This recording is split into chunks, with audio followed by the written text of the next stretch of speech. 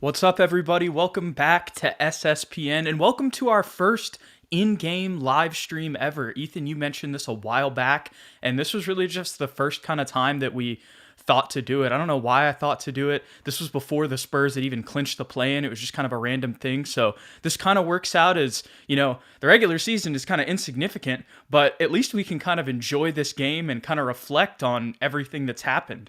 What are just kind of your thoughts on this game and what's transpired since the last time we got on air? Well, we're in the play-in, which is, there's some mixed opinions on that amongst Spurs fans and the Spurs community, particularly on Twitter. A lot of people are upset. They thought maybe we should have lost a lot more games so we could get a higher pick. And other people are leaning toward the being competitive, getting some playing experience and possibly some playoff experience is a good thing. Uh, I don't really have a strong opinion on it, Jude. I'm just glad we have some significant Spurs basketball that we can finally watch. And honestly, the pick, if it drops a few slots, so be it. I don't know if that will be the difference between maybe having the seventh pick and the ninth or 10th pick. Not that big a deal in my eyes, at least.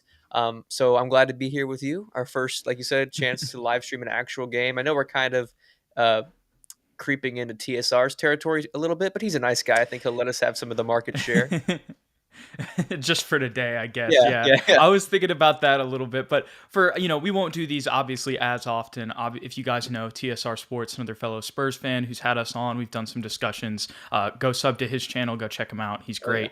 And it's helped us out a lot in, just still in our early budding YouTube days. But other than that, this is his territory for sure. But tonight, we'll be a little bit of that Marcus place. Don't want to steal the shine, but definitely want to have a good time because I feel like I don't know. Sometimes after the games, it's just late, and Ethan Yeah. and I are going to class, doing school stuff throughout the day, and you just get a little, I don't know, a little tired, and you can't put your thoughts together as clearly. Where if while we're watching today, like we're gonna be able to really like, okay, that's what just happened. Maybe it's a recurring theme, et cetera, and we can really like break it down in the moment, which I'm excited to do. You know what I do want to talk about, Jew, while we're waiting for the game to What? actually start? Yes. We called Trey Jones.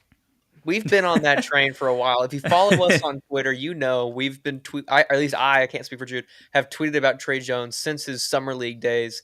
I've just been always been so impressed with his Wasn't natural the point tweet guard that ability. you quote tweeted today, not to interrupt you, but No, go for it. wasn't that from February of last year? Yeah, Yeah. So you were tweeting about him last season. yeah, yeah. Dude, I've always liked Trey Jones. I didn't watch him at all at Duke. I knew the name obviously because there's his brother Tyus, and Hmm. even if you're not a college basketball fan, you kind of hear the guys that come in and out of Duke, And Kentucky, you those know big Tyus name schools. Jones. Yes, yes. And so I was like, let me watch this guy for summer league. Let me watch what he gets when he gets some playing time, at the end of games. And I just saw this ability to see the entire floor and make plays for other guys. He's not looking to score for himself, although he has a above average ability at scoring at the rim. His jump shot seems to be coming along, but he's just a natural field general out there, as they show him on the on the stream, because he's Yeah, from before you Minnesota. said So that, yeah, we're on different broadcasts right now. So for those of you watching, me and Ethan are streaming this. I'm streaming on my computer actually that I'm streaming this stream on as well. mm, But you are luckied out and got the Bally Sports stream for the Spurs, and I'm with the Timberwolves. But they showed him at the beginning of the conversation, and then at the end of that, the Spurs showed him. So just a nice little content sandwich for us there, Ethan. averaging 13, 8, and 5 and a steal a game while he's starting for the sick DeJounte Murray. Just been very impressive. I think a lot of people are surprised by that, but not us, Jude. We called it one of the many things that we've gotten right about this season. Not to toot our own horns, of course. No, with the play-in happening, we kind of talked about it. We said best case scenario 7-8, bottom out is probably 9-10, and that's kind of what happened. I mean, we've still got a little bit of time left, but actually it doesn't even matter because it's literally like we've got the game set. We're playing the Pelicans. Yeah. Even if we pass them into the 9 seed, we're still going to be in that area. And for a second there, Ethan, I really thought we were going to be wrong. I really did, but when things have mattered the most. And I think that's the craziest thing about all of this is the way that these young Spurs have played in these last 3 games. With these are the most 3 important games of the season. Like you can get to the play-in. You have the opportunity to extend your year. Your best player goes down, and you have 3 straight blowouts. Granted, 2 of those games are against the Blazers, and we know, they're, Yeah. right now they're basically like the process Sixers, with everybody who's injured, right? But everybody else, and especially the win last night against the Nuggets, I mean, what a phenomenal performance. And in the midst of that, I was trying to look up the exact numbers for Trey Jones.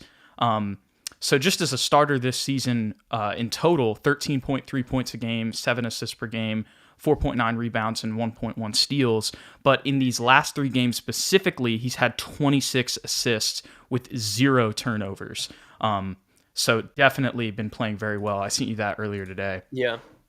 Super efficient playmaker. I see his ceiling for us being like, he's one of those guys that's such a good backup point guard that other teams would overpay to have him be their starter, because you can put him next to a versatile wing or like a high scoring 2, like a Devin Booker, like how Chris Paul plays with Devin Booker, how he doesn't need to score that much, but just watching the game, like, this guy's an MVP candidate. Like, he's so like, you know what I'm saying? Like, his impact off, like, not counting the box score is so profound, and he has that ability, I think. And I don't want to completely crap on his scoring ability either, because he has some natural ability at getting to the rim, especially in finishing amongst the trees.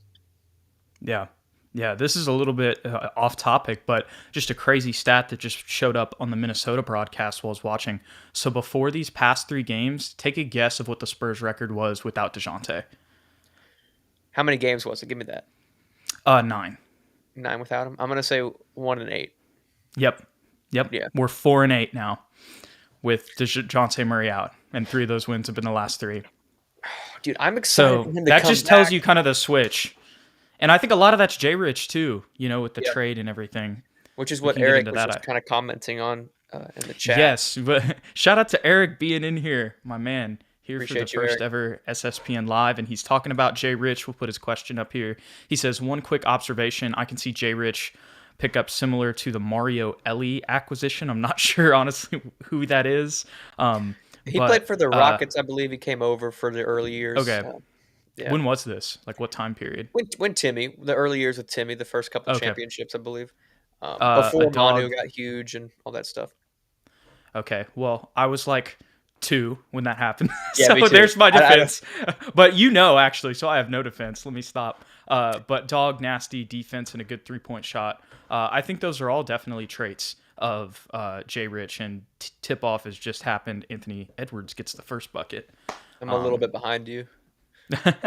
My good to know. See, yeah. But in regards to J. Rich, what are your kind of thoughts on that comparison?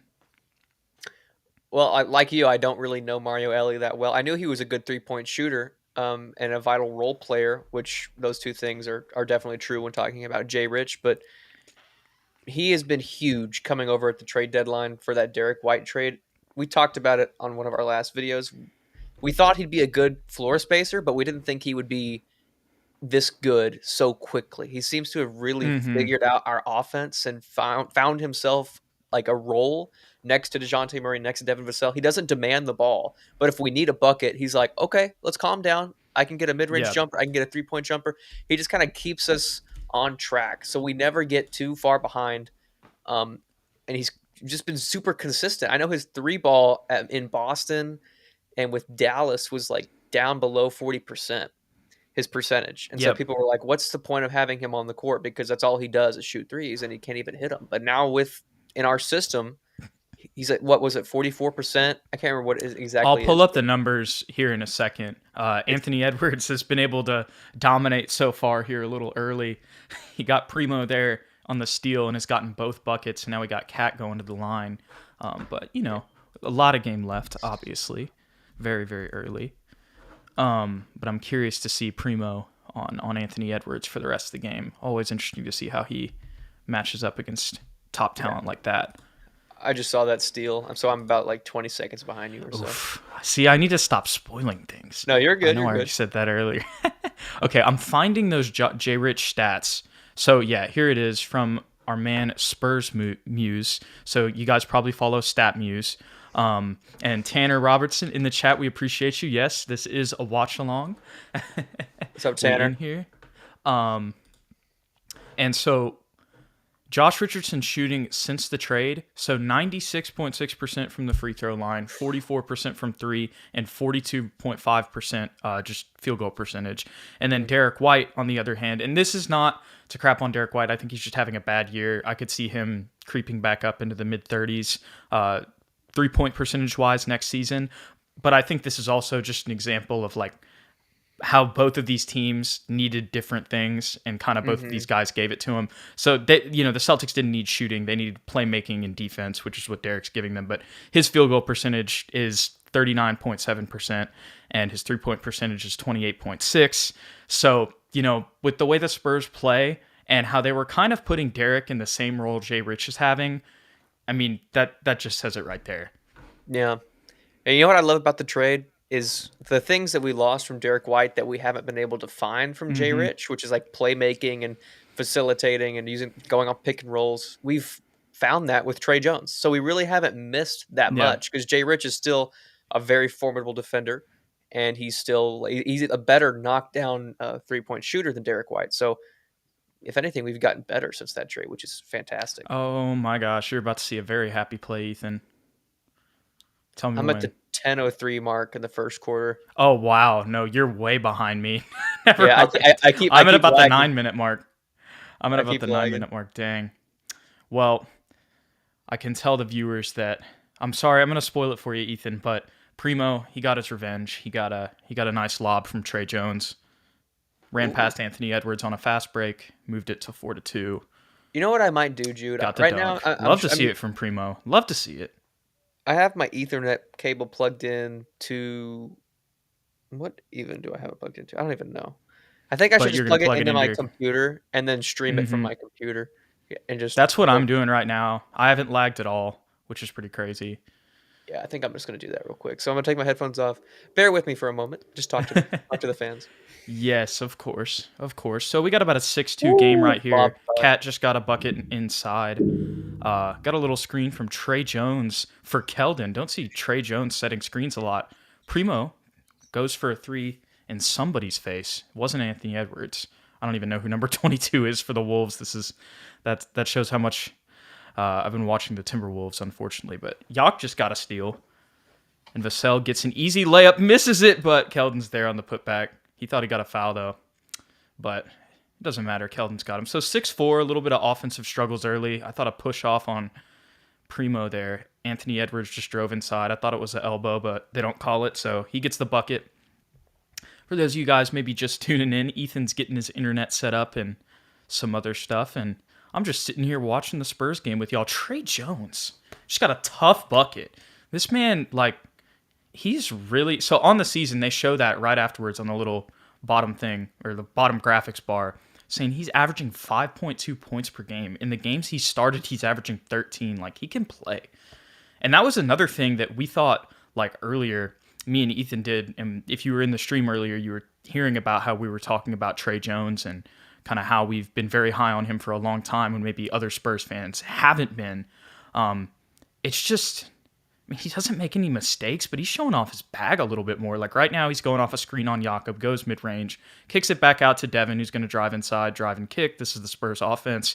Primo inside, back out Devin Vassell, back out Trey Jones. But that's the thing. Like, you got Trey Jones, you can set that back out. And unfortunately, as soon as I say that, Trey gets a turnover. But still, most of the time, Trey Jones is going to be able to get that back out, and you can reset the offense and facilitate. Obviously, this young Spurs team is going to have some mistakes, and I think this is a very interesting game, especially with the Timberwolves being another play-in team. But, you know, a little bit of a bad play there from Trey Jones. Jared Vanderbilt got the steal, but lots of game left, and we'll see how these boys respond. I mean, it's kind of now it's like all these mistakes. It's just like who really cares? Like it's like you just gotta really prepare for the Pelicans. I mean, you want to get these reps in, but the main thing is making sure nobody gets hurt. You got the stream back up, Ethan? I do. Welcome you back. Thank you. And going off what you said about those mistakes, I mean, this is like definitely a playoff team. Like we're in the play-in, like fighting for that spot. To me, the Timberwolves, I know they're what, 7th right now, but Yep. they're definitely better than us, like head to head.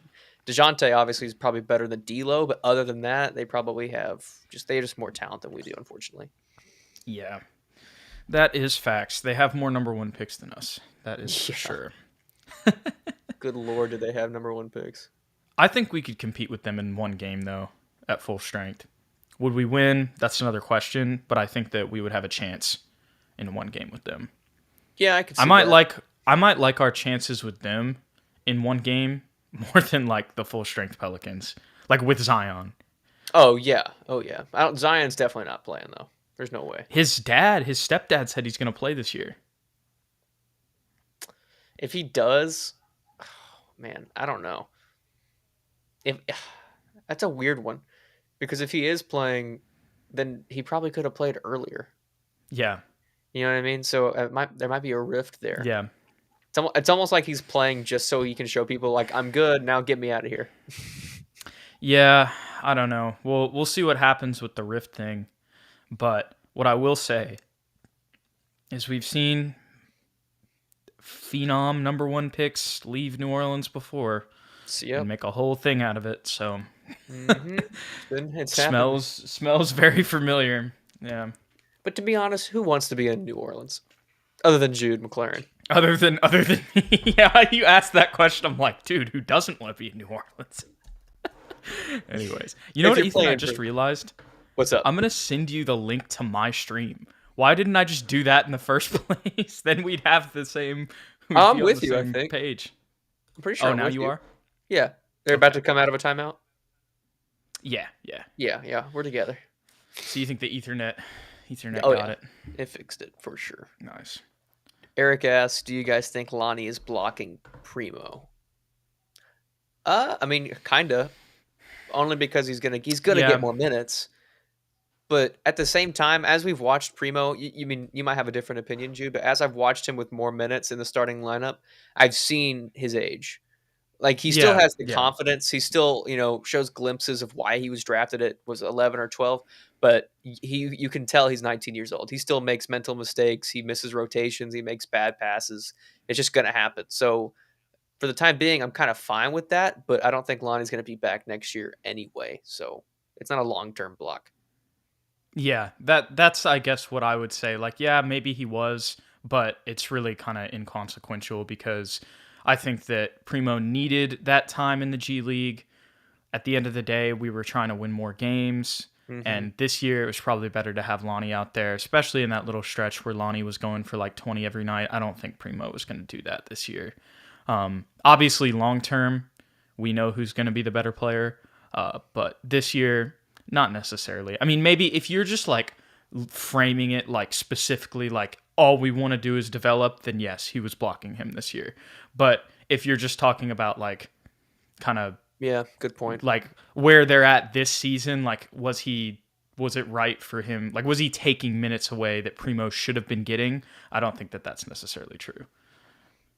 Oh, come on. It just depends kind of on what you value. Ooh. So did you see that layup? Yeah, tough lay from Devin Vassell. Okay. Now we're right on the money.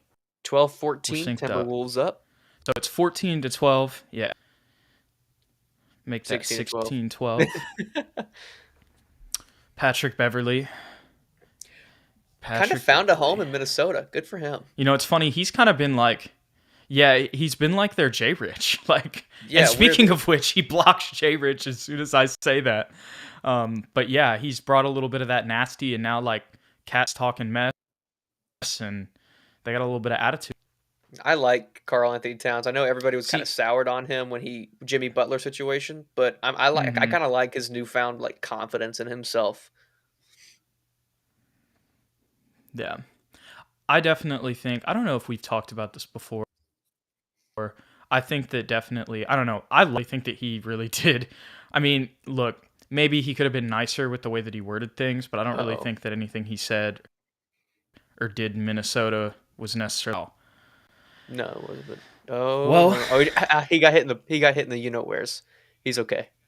He's holding it. Okay, good. All right, so Whew, yeah, it looked like for he's those holding of his you leg guys for a second, watching but and or listening, it looked like Primo might have had a not good injury there, but he just got a little hit to the cojones, unfortunately. Um, but at first, we thought it was a quad or a knee, and yeah. when you see that, it may talking mid-sentence. So glad that, I mean, well, you never want anybody getting hit in the nuts, but with the way that looked at first, I'm glad it was that. But, and there actually looks like they're going to go to review here, see if that's maybe Yeah. a flagrant or something. He'll But probably get hit going with back a to Karl flagrant Anthony one. Towns, yeah, like, well, yeah, probably. And so I guess going back to that, like, while I agree with Jimmy there, and I kind of think that they were being a little bit of kind of pansies. I mean, maybe that's not the best word, but like they were just kind of being a, a little Youthful. bit youthful. Yeah, they weren't immature. That's a Yeah, there better you way go. to put it. Uh, I still think that the way that they have matured and grown, and that probably still wasn't the best pairing, just personality wise. I think Yeah. Jimmy, like the exit has been mutually beneficial as we've seen. But Pat Bev does kind of give them a little bit like that. They have like a vet, and it's like, everybody knows Pat Bev. Like he's been playing in, big playoff games, doing crazy stuff to LeBron, et cetera, right? And when you have somebody like that who has been a dog in the league for a long time, kind of like telling a team like the Timberwolves that's still, learning how to win by themselves and pretty young, to have that guy like tell them like, hey, like you can like talk mess, like you're talented enough and you just can, right? Like Yeah. that, that's like that extra sense of confidence that those guys kind of needed. And I think that's kind of what Jay Rich is bringing. Like they're coming in and telling them, it's somebody that's established, that like these guys have grown up watching, telling them like, hey, you're nice, like, and you should be like, be proud of it, like talk about it, at least not always, not, you don't want it to consume you, but like on the floor. So Well said. there's my spiel, I guess, on Patrick Beverley and Jay Rich. Man, I love Jay Rich. He was talking They trash. did give him a flagrant. Yep. Is Cat really asking to review the review? I don't have Yes. my audio on, but he like walked over to the ref like this. I'm like, dude, you can't. They just reviewed it. Like, Yep. I just saw it. Like that's what what they do you want just them to did. do? Yeah. I think that, I don't know what he thought was happening. Yeah, can Did you he get? challenge a review? I They don't gave him a think flagrant so. one. Yeah. Okay. For a second, I thought he was leaving. That's I what was it like, no, said no, on no, the no. graphic. Yeah, he got a flagrant one. Hey. Come It on, was a Primo, knee to knock the these down, nuts. baby. Yeah, he's got one. Ooh, missed a second. I think you might be ahead of me now.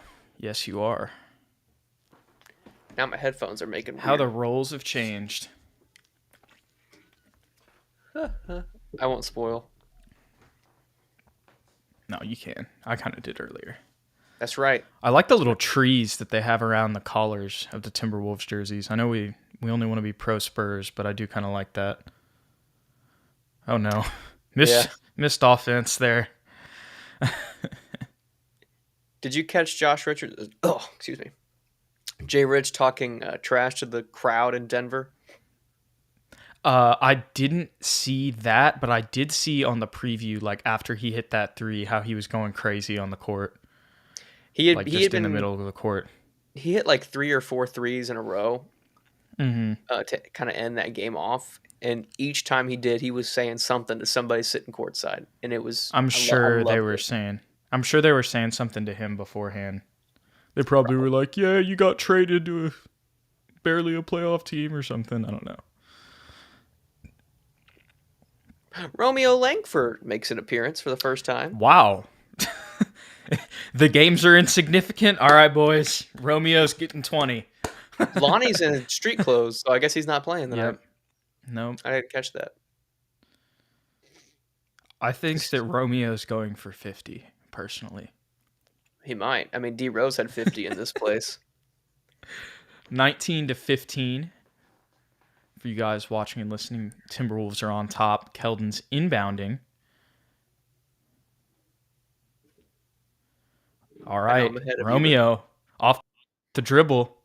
the Oh bank yeah, shot looking off like the Timmy. glass. A little bit of that left side drive there. Pulled up, looking like Timmy. He's been working with him. Romeo Langford next Tim Duncan confirmed. Oh yeah, Good Keldon. hustle, Jakob. Splash.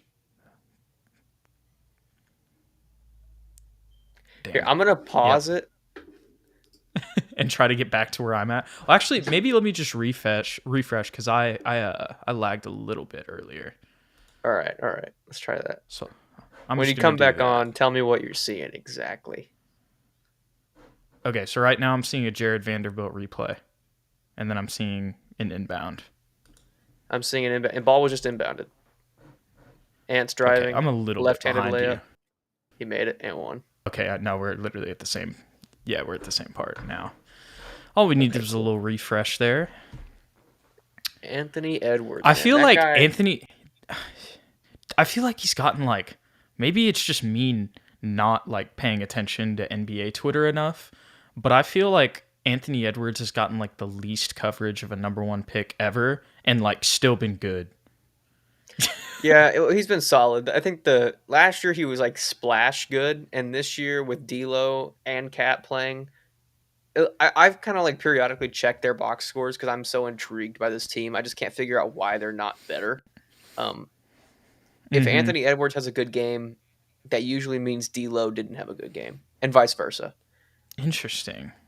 So I don't know. It's kind of what's maybe going like on. a Dame CJ thing potentially. I guess I don't know. Cat's usually pretty I mean, consistent. those guys had good games together. I guess I was just saying like two guards, like not maybe a Derek DeJounte thing. Maybe that's a better way to put it. Yeah, because they're both scorers. Like D'Lo's a point guard, yeah, but he's not really like a. You don't think, oh, he's gonna get 10 assists. You think, oh, he'll get 5 assists a night. I think that Romeo Langford is well on his way to 50. Every time he gets trying. the ball, he just scores. He is trying, man. He's at the free throw line. Spurs down 17-22. Yep. So far, every time Romeo Langford has got the ball, he's scored. Dude, I hope he's like good because the amount of Romeo and Juliet memes that'll be posted. Gosh. Oh my gosh. Come on, Romeo. It's just this jumper. Wherefore art thou, Romeo?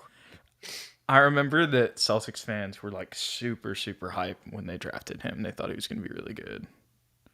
He never really played in Boston. Like ever. Yeah, he did. When he they wanted him to be a shooter, and we know that that's like the one thing he can't now. Did your stream stop? No. Anthony Edwards pulling up from 3 in Romeo's face, and it goes. Mine did. I'm about to see this. Oh no. Jay Rich right back at him. Or no. Let's go, baby. Jay Rich answers. Dream life, Ethan. Spurs down by 4. It just stopped. Take oh your no, time, all of them are out for me. Maybe you need to send me your link. I'm just Sports Surge and then Stream East. That's all I'm doing. Yeah, you're a little fuzzy right now for me. Somebody just get on the internet on your side. I don't know. It's gonna be a timeout. Spurs down by 4. When we get back, I'm pretty sure Minnesota got fouled, but I could be wrong because I don't have the audio. I probably went out there for just a second. I changed my Wi-Fi to 5G. So that might help. We can't tell them about the streams. We're watching this on NBA League Pass, right, Ethan? Yes, of course, because they would never black that out. Yeah, they would never black that out right where you live. And take it off every streaming service except for like DirecTV Stream. They wouldn't do that. Because that would be stupid. Yeah, you wouldn't have to pay $30 extra on that streaming service, the only one available, just to get Bally Sports. I haven't even found another one. Hey, we should go to TSR's stream and put in the comments like if you're sick of Rich, come to SSPN. No. The disrespect. Yeah, just straight up. I love Well, in Rich. good news, I got the stream back up. We're bowling. Yeah, you're clear. You're clear as day right now. So She just got a strike. Yeah, it's the 5G. That's what I needed. Minnesota girl. Well, let's see. Spurs potential City Edition uniforms. I don't know. I know. Well, I was about to say I don't know why I'm thinking about that, but I do know why I'm thinking about that because the Timberwolves have all their City Edition graphics up right now, and we're coming near the end of the year, and we've seen there were those two little like jerseys that came out. Apparently, it was a leak for all of next season's uniforms. It seemed legit. We'll have to wait and see if that ends up being true. But the two that they showed, there's the all teal ones for the Spurs, which seem like the new Fiesta jersey, which I just wish they would make it like white. I don't really like the teal. Like, Same. I mean, I like teal. I don't like teal being the main color. I love teal in Fiesta, but I don't like that as the main color. It just kind of, I don't know, it doesn't look very pleasant to me. But the other one was the throwback George Gervin all black jerseys with the old school Nike logo, where it's like literally it says Nike and then it has the check mark under it, like the Celtics jerseys this year that are classic. That if the Spurs could get that DeJounte in those, oh my, the whole team in them, but like that would Just DeJounte. it just goes hard. Yeah, the all black goes hard. It matches the way the Spurs play, and I feel like it really matches like DeJounte's style of play. Same with Jay Rich too. More and more time passes, I see why that trade was made. Like when we looked at it originally, it was like, oh, this is somebody who's just going to supplement Derek for the rest of the season. But now it's like, no, this is a dude who like actually really fits into our team. Because he almost gets a steal on AT, but AT's gonna or AE, not AT. Wow. Save the ball. Yep. Jordan McLaughlin wide open three, brick, Keita Bates board. Yeah, you're like 2 seconds behind me now, but it's cool. Hey, we'll roll with it. We'll roll with it. It works. It works. Look at that. Oh yeah, Jay Rich. We love to see it. And he can do that too. Like off the dribble, like right after a cut, pull up mid range.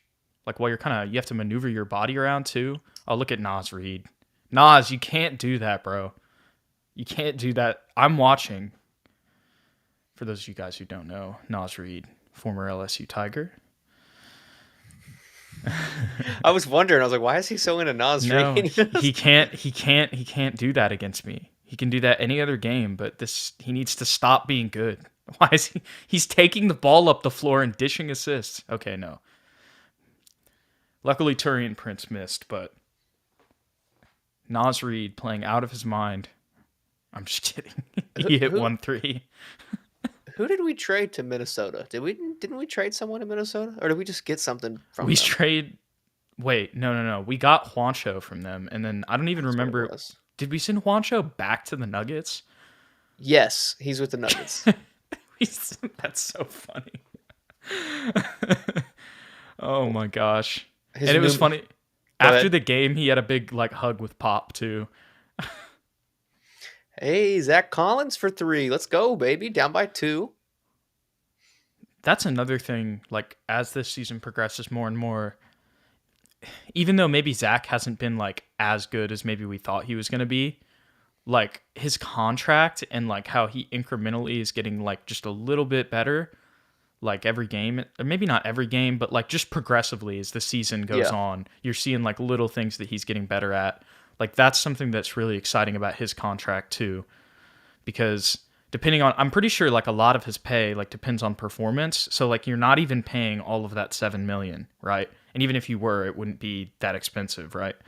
And then on top of that, like, you have him on a team option. Like, you have full control over whether you want to bring him back or keep him for the next, like, 2 years. So, very good deal. Bates Diop. 2 floaters. The fundamentals. Isn't he originally? Didn't he go play for Minnesota back in the day? Yep. Yes, he did. Then he played for the Nuggets. That's a travel. Jesus Christ! When we got the Doesn't ball. matter. Romeo Langford takeover. Let's go. You know what? at the beginning of the year, we were like, we're just a young team that hasn't figured out the offense yet. Nobody knows where they fit in. And right now, I mean, I know we're not max potential right now, but the past couple months, we have really figured out. It's more defense, yeah. Yes, the chemistry is, how do you say, flourishing. Pristine. Oh, There there you we go. go. That's a good one. Spurs take their first lead of the game on some Devin Vassell free throws. 29-28. Devin will shoot another. Yeah, Zach Collins, to echo your point, really improving over the last couple months as well with that team chemistry. You know, he's kind of getting his legs back, looks a little stronger, a little more confident with his shot. Let's go, Keita. Good D. Yep. Keita Bates almost forcing a turnover, but regardless, messing up their offense. So, yeah. Devin was clapping it up, saying he liked it. Yeah, I like it too. You love good defense. If you don't, You're not a Spurs fan. You're probably... You're a Lakers fan. I doubt that you watch basketball. Oh! Wow. Sorry to cut you off, but that was an impressive move. Good. You're good. I was watching it. Jay Rich driving inside, literally 1-on-3, almost got the bucket. And I think he got a foul on Naz Reid, too. So always a good thing. Yep. Isn't that what happened last game? Was the bigs for Minnesota just absolutely ripped us to shreds? Plus, Pop got ejected, and Cat happened to go for 60. I don't know. Well, then one of them at least went crazy. I'm sure probably Naz Reid took advantage. He's just athletic. He can stretch the floor. Like, he's a shooter, but he's also still like, I think he's lost a little bit of weight since he came into the league, but he's still like 240. So he's like really strong, but he's like mobile too because he's not that tall. Yeah, so, like a Nerlens Noel type. Yeah. That can shoot better than Nerlens, obviously. Honestly, more like Julius Randle, but like better at defense and more of just a role player and like a shooter and doesn't put the ball on the floor as much. But like, you know, kind of being someone who can play on the perimeter still, like can be athletic on it too. You know, Jalen Noel, what are your thoughts on him? He just got drew a foul on Zach Collins. Probably one of the more obscure players in the league. Yeah, to be honest with you, I have no idea. That's why I wanted to ask you about him, because it's like I've only known Jalen Noel like through 2K, which he's like a 78. So I'm like, okay, he's probably a decent, you know, player. Nothing crazy, just a decent role-playing shooting guard. But yeah, he's getting some buckets right now, man. Just got it on Zach.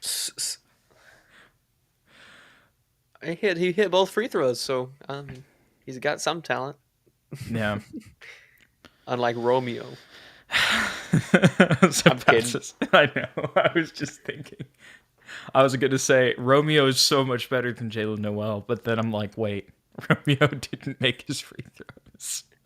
See what Jay Rich does here. Clock winding down. Driving. Good screen from Zach. Mid-range. Oh my. Made Jalen Noel fall. Ooh. And one. Keita Bates Diop. Let's go. We love to see it. That was a pretty crazy play. So what happened right there was Jay Rich got his own rebound off the miss and then kind of midair threw the pass to Keita Bates. When he went back up with it, it looked like it might have been a shot, but then he saw him wide open right in the restricted area, basically, and drew it right to him. And that was a textbook Keita Bates bucket. Whenever he got his 30 on LeBron, baby, they were all in the paint. And he makes the free throw. He hit 1-3 at the end of the game. Pretty sure. Most of them. Maybe not all. Oh, no. Jalen Noel. Good stuff. We stole it. That was a kicked ball. Oh, They didn't call it. Oh, okay. Yeah, they didn't call it. That was obviously a kicked ball. But on the Spurs. But let's go. High scoring quarter, man. 65 points, 35-30. Spurs are up. Didn't take the lead until the latter half of that first quarter. But that's kind of how these games have been for this young Spurs squad without DeJounte. And, like, I know, obviously, you want to get your chemistry down for that play-in game. But how important, like, and you never want, you know, especially with DeJounte, you never wanted to get them this random sickness where you cough up a bunch of crap and lose 7 to 8 pounds. If you guys don't know that, go to DeJounte Murray's Twitter page. He'll tell you about his illness right now. It's crazy. It's an upper or I don't know if it's upper, but it's respiratory. It's not COVID, but he just got some not good stuff. But anyways, like, this is kind of like a very opportune time for it to happen, just in the fact that, like, how much, like, can these guys learn from this? You know what I mean? Like, yes, they're succeeding and you love that, but even if they didn't, like, to, like, prepare them for a playoff environment, this is probably the best way to do it. Let's take out your best player and tell you got to go win games with your season on the line. Yeah, it's a great test, and we kind of saw it earlier in the year with Memphis, because Ja went down. I think they were 18-2 without him. Yep. So add the MVP candidate. Actually, he's not an MVP candidate. MVP caliber point guard in Ja Morant. I mean, yeah, this is just a crazy year. Back to that team that was already winning without him, and they're basically unstoppable. So if we could get our young guys like a Trey Jones to get their confidence up and to get their play rolling without DeJounte Murray, obviously we're winning games too, which helps. It's scary for New Orleans because last time we played them, we won pretty well, and we had DeJounte Murray.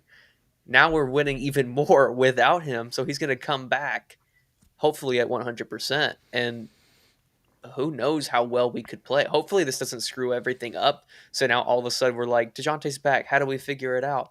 But I don't see that happening. I see him just kind of fitting right back into the team and us being even better because of this sickness. I agree. So it's kind of a weird blessing in disguise, if you will, you know, because, I mean, and, you know, maybe we wouldn't be saying that if the Spurs got blown out the past 3 games, but the fact that it's been the opposite has been really encouraging going into those play-in games. That's not saying that the Spurs are going to win even one game when they get to the play-in. Obviously, we hope that happens, but just these experiences, it's very opportune timing if it had to happen with DeJounte going out. And I have a superstition because, as you know, as I like to talk about on the show, I follow DeJounte on Snapchat, and he was posting a lot. His most active that he's been since he's been sick, and it was like him singing in the car, which is usually what it is. So hopefully he's just kind of getting over that, getting back to reconditioning, and we have him back in time. But it was good to see that because, I mean, I don't know, I like to make fun of it a lot, or I think that it's funny, but, you know, seemed to be back to his normal days. Good to hear. On Snapchat, yeah. It proves to me that also... And he can talk. He sounded normal. If it's a respiratory thing, that's Excellent. also a good sign. Yeah. Excellent. It proves to me that the team is not just DeJounte Murray either. Yes. That's this was huge for Devin. And just Keldon. to give him that opportunity, yeah. Keldon was going to have it regardless and has kind of been scoring anyway since the trade, but for Devin to get his confidence up after he was kind of just standing in the corner there for a while, it felt like. There he goes right there, getting a bucket. See. I'm behind you. Jalen Noel just actually missed. Oh my. What time are you at? 11:23 in the second quarter. Oh, I'm actually ahead of you now. So I missed the Devin bucket. Now Romeo's got it. No, I'm right with you then. Going off the screen. Well, here Devin's going to get another one for us. Yep. Oh, he missed. Bricked. My bad. Good looking. Just move, short. though. But that's his only thing. Like, whenever he misses shots, like, he has those great moves where he creates separation, and then they're just a little short, which I feel like is just, like, give him another offseason, like, with Chip, man, and that's going to be fine. Because the spin on the ball, like, you can tell is really, really, like, pure. Yeah. You know, Kawhi kind of had that same problem, too, early on. A lot of his jumpers were short. Yeah, that is true. I totally forgot about that. Wow. I remember, the days of developing Kawhi Leonard. Because neither of them have catapults, really. They both kind of just have, like, their arms already kind of up, and it's mostly wrist and leg. But Devin definitely came into the league a much better shooter than Kawhi did. Oh, yeah. Primo. Oh. Eddie Jones. That's an obscure one, but I'll take your word for it. 37-34, Spurs still up on the Timberwolves. Naz Reid looking to tie it up here, wide open. Brick, he's missed a couple, but Jared Vanderbilt getting the board over Devin. And then before the foul there, they didn't call a foul. They just called a travel on Naz Reid. I thought it might have been a foul on Zach, so Spurs get away with that one. I might do a little bit more play-by-play here, Yeah, Ethan. go Nothing for it. crazy, just to break the quietness a little bit here. We got Trey Jones off the left wing driving inside. Got a little bit of a contest. Naz Reid fighting for the board, gets it back out to Jordan McLaughlin. He's on the left wing, gets it out to Jalen Noel right wing. This is so much more chill than when we had to do this. Actually. What a move by Jalen Noel, man. Ooh. See, this is why I mentioned him earlier. I knew... See, this is the thing. Like, look, watch basketball before you talk about it, obviously. Like, definitely base your knowledge off, like, watching the actual game. But, like, I can know that Jalen Noel is a decent player never watching him because I know his overall in 2K. Like, isn't that crazy? Like, you know what I mean? Like, I do know what you mean. Like, I knew I'm like, I know he's not terrible. And then we just see him get this nasty Euro step on Zach here. Like, oh, the ways of video games. Because that is crazy. Like, probably this generation has grown up knowing, like, so many more players than past just because of, like, franchise mode and video games. Like, why else would you know who Theo Maladon is? You know what I mean? I don't even know if that's how it's pronounced correctly. But, like, I would never know who he is otherwise. Same here, probably. If I didn't play 2K. Easy, thanks for being here, man. Yes, we appreciate it. Look at that. What a pass by Trey. That's a miss by Zach, but a great pass by Trey. And this is why I like doing this live, Ethan, because we can point out things like that. Like, even on a missed play, like, that was still, like, a little thing that, Trey Jones made that look possible. Mm-hmm. And that's a really good look. I think he's just got to not be as weak with it, if you will. Like, go tough shot. A little bit stronger. Yeah. Is that one of the McDaniels boys there? Yes. Yes. There's Trey again. Look at Keita Bates, bro. That's an and one. Oh, my Lord. Keita Bates he's the paint god. He's got surprisingly, like... But he can shoot. And look at Jalen Noel, bro, off the dribble. That was a nice move, even though he missed. What a steal, too. Oh. Come on, Spurs. Wake up. Yeah, 39-39 right now. Jalen Noel off the dribble, trying to get a screen from Jared Vanderbilt. Swings it back out. Naz Reid, he goes to the McDaniels boy on the right wing. Step back in Trey Jones' face. But That was kind of a late rotation there. It wasn't like Trey Jones' fault. There was kind of a switch they had to do last minute. But regardless, it's timeout time for Pop, and he looks poppy. Yeah. Understandably so. Couple bad mistakes there. Yep. Really, this is tough. Like, you got to get that board there. Mm-hmm. That extra opportunity. That's been something that's killed the Spurs that they've talked about is offensive boards from the other team. That is one thing that's kind of stuck out throughout the year that they can still get better at. But also, I feel like that's also a personnel thing. You know what I mean? We just don't have that many bigs. Yeah. Yeah. You know, Zach is probably technically a 4.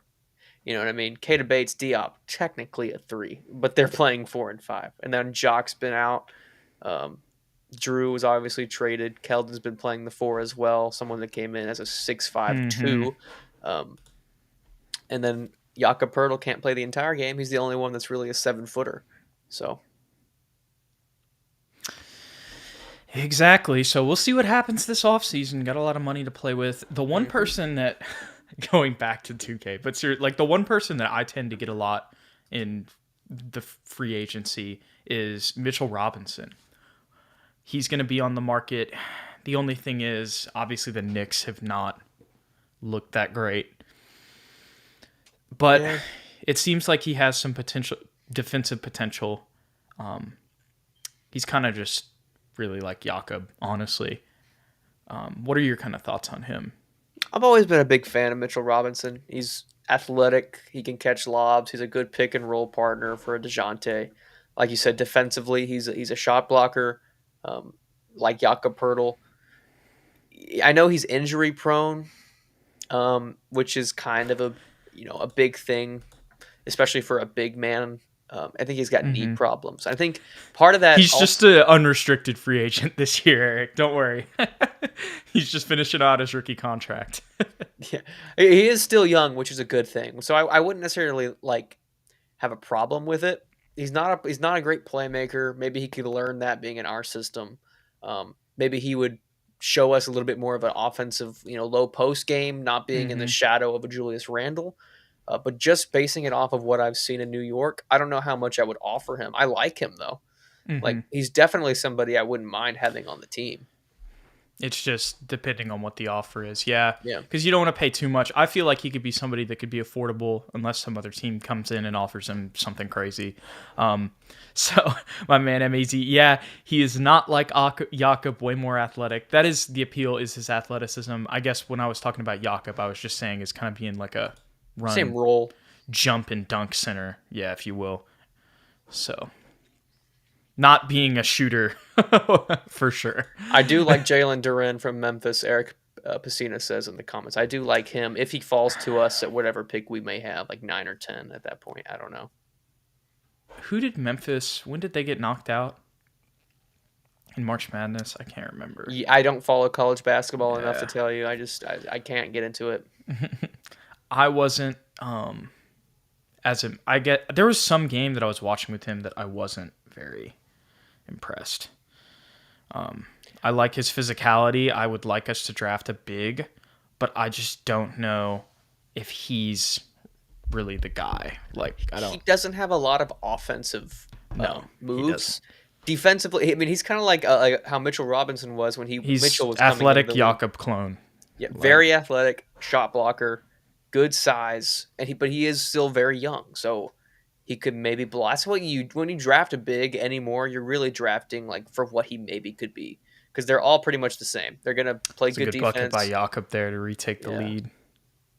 like all college bigs are like they're good defenders and they have a lot of nice dunks and that's pretty much all they got going for them. Um, Other than like Paolo, I guess Paolo's kind of got a little bit more polish to his game. Um, Same with and Chet is just like a physical specimen, so I guess that's why he's number 1 or number 2 on most people's boards. Yeah, when we're talking about the college prospects, because that was something MEZ asked about, I like Jabari Smith a lot. I know that his game, Auburn obviously got upset, but I just like when I watched him, he had the big dunk.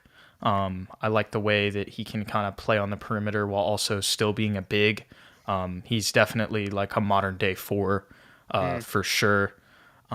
So that's probably like in the realm of like Spurs players potentially. I still think he's going to be gone by the time the Spurs pick, unless we just do really well in the lottery and get lucky, or we package up and trade for a better pick. I think he would be my number 1 choice to kind of plug into the Spurs roster. Yeah, I don't know enough about like specific prospects to tell you anything other than what I just said. I mean, I know position wise, I would much rather draft a 4 or a 5 with our first pick. Keldon hopefully. Snipe.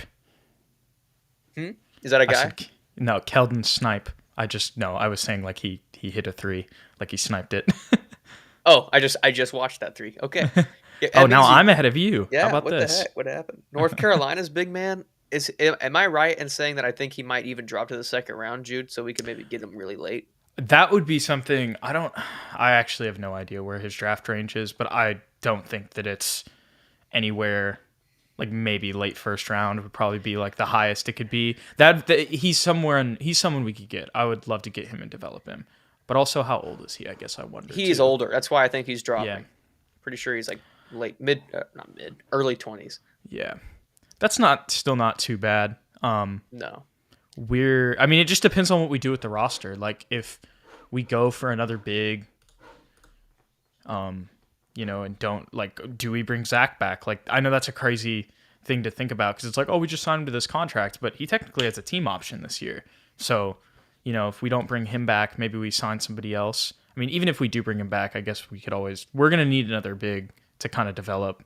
So he could definitely be a third string big for us this year. Be down with that for sure. I keep He seeing really the name, carried them.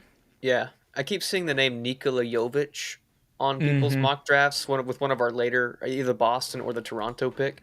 I don't know enough about him, but I like what I was reading. At least like power forward that can kind of stretch the floor. He's an international prospect, so He's like Luka, but like actually probably going to be decent. Probably will Knock on wood. actually should be an NBA player. Well, that's good to hear. I wouldn't mind getting him just because he plays that position that we're desperately in need of. Honestly, I'm not against drafting. That's why I like Jabari Smith. Yeah, I like Jabari Smith too. I just don't think we can get him. Yeah. I think he'll be drafted in the top 5, I think. Jovic probably should be available though around where we're going to draft. It just gives me PTSD from Luka, but if that's who they end up picking, I'm not going to be mad at it at all. I would be like, that's a good pick. 48-48, by the way, just in case anybody was wondering. Yes. 5 Patrick minutes Beverly, left wing, gets the screen from McDaniels. Throws a lob to Cat. Oh, that was a nice slam. Man. J. Rich, though. I love the way J. Rich brings the ball up the floor. Like, somehow he manages to have swag, like, every time he does it. Uh-oh. Bad little steal here. Yeah, handoff did not work well between Jakob and Keldon. Almost a foul there on the 3. This is the other thing. Keldon's got to take the ball up the floor throughout this process. And look at this, taking his man off the dribble, driving inside, swings it back out. Wheezy back out. Richardson going to drive inside. He'll give it back out. Keldon on the right wing, wide open 3, break. Maybe not wide open, but still enough. It was a deep one, but Keldon can hit it. And now Cat in Jakob's face. Triple, 53-48. 4:24 left here in the second. And that's going to be a timeout. And I think that this might be the biggest lead that the Grizzlies have had, at least here in the second quarter, for sure. We're playing competitive. Yeah, we are. I mean, and what, D'Lo's out for them, right? I think yeah. Yeah, so I mean, honestly, to be down 5 right now to Anthony Edwards, Cat, this Timberwolves team with DeJounte out, not mad at it at all. Not mad at it at all. This is a playoff team. Yeah, it definitely is. It's a good comment by L1 Enmer. I hope I'm saying that right. It might be Limner or something like that. But the Spurs will probably not draft whoever we... That's so facts. No, it's going to be some random person we've never heard of, just like Primo. or they'll package these 3 picks and get like a later first-round pick and some player to add to our roster, and then we'll draft even more unknown player. It seems like lately we've been Lindmer. Okay, cool. It seems like lately we've been drafting the names that we know in the second round. Trey Jones, Wieskamp, like we know those guys. Yeah, it was like even what was it? I mean, shoot. 29, which is basically the second round. That's when we got Keldon. Like, that was somebody I knew. Like, you know what I mean? Yep. The recognizable names. Yep. We only get them late. Yep. Either way, I just hope we draft a guy that can play 4 or 5 at the end of the day. Yeah, so I think Jovic, honestly, is going to be your guy, Ethan, because he's probably who's going to be available around where we pick. And I'm fine with that. If the Spurs draft him, that means they must have seen something in him. Luka Samanic, though, that does scare me, that comparison. But I don't think if he can do that because... they're different players. He has much more playmaking ability than Luka. Like, in the fact that, like, he would take the ball up the floor, I'm pretty sure. So... Maybe we'll bring Luka back. On a 1-year minimum. That's right. No, at the end, no. It's not a 1-year minimum. I'm forgetting about my plan, Ethan. The plan is whatever we release everybody. So like, don't accept anybody's option. Like, get as much money as possible. Right? Like as much as you possibly can. So decline Zach. Don't offer anybody a qualifying offer. Just like clear as much space. Whatever you have left, you make that offer to Luka Samanic. Hey, that's not bad. And the Rockets right now, sorry to cut you off, but they have the second pick in the mock draft, right? I think you don't have to apologize for cutting me off for doing a bit about Luka Samanic. I'm just curious because they might draft Paolo or Chet, I guess. No, for sure. Both of those guys would fit into their system. Let me ask the comments here, including you, Jude. Everybody Okay. in the comments, you give me your answer, and I guess you can explain why. So if they're going to draft Paolo or Chet, we've talked about in the past, that might mean Christian Wood could be available. Mm-hmm. And we are also seeing reports that the He's on an Knicks expiring deal. I'd be very surprised if they don't shop him, honestly.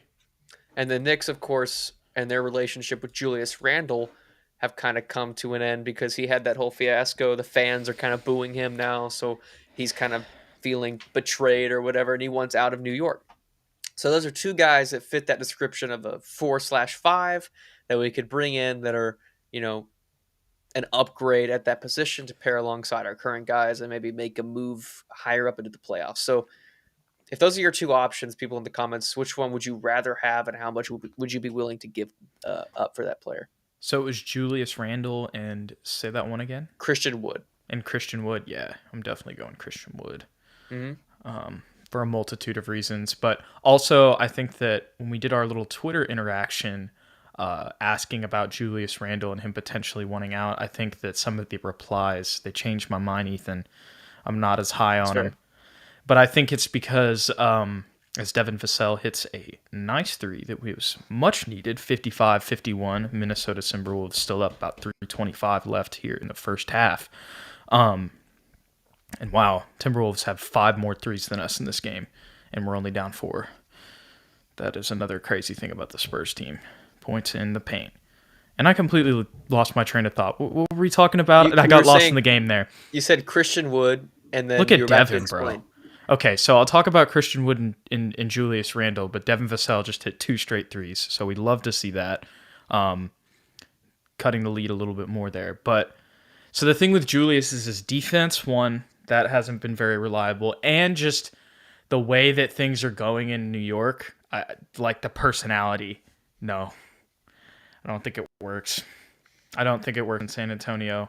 Like just the vibes that I'm getting from the way that situation is going.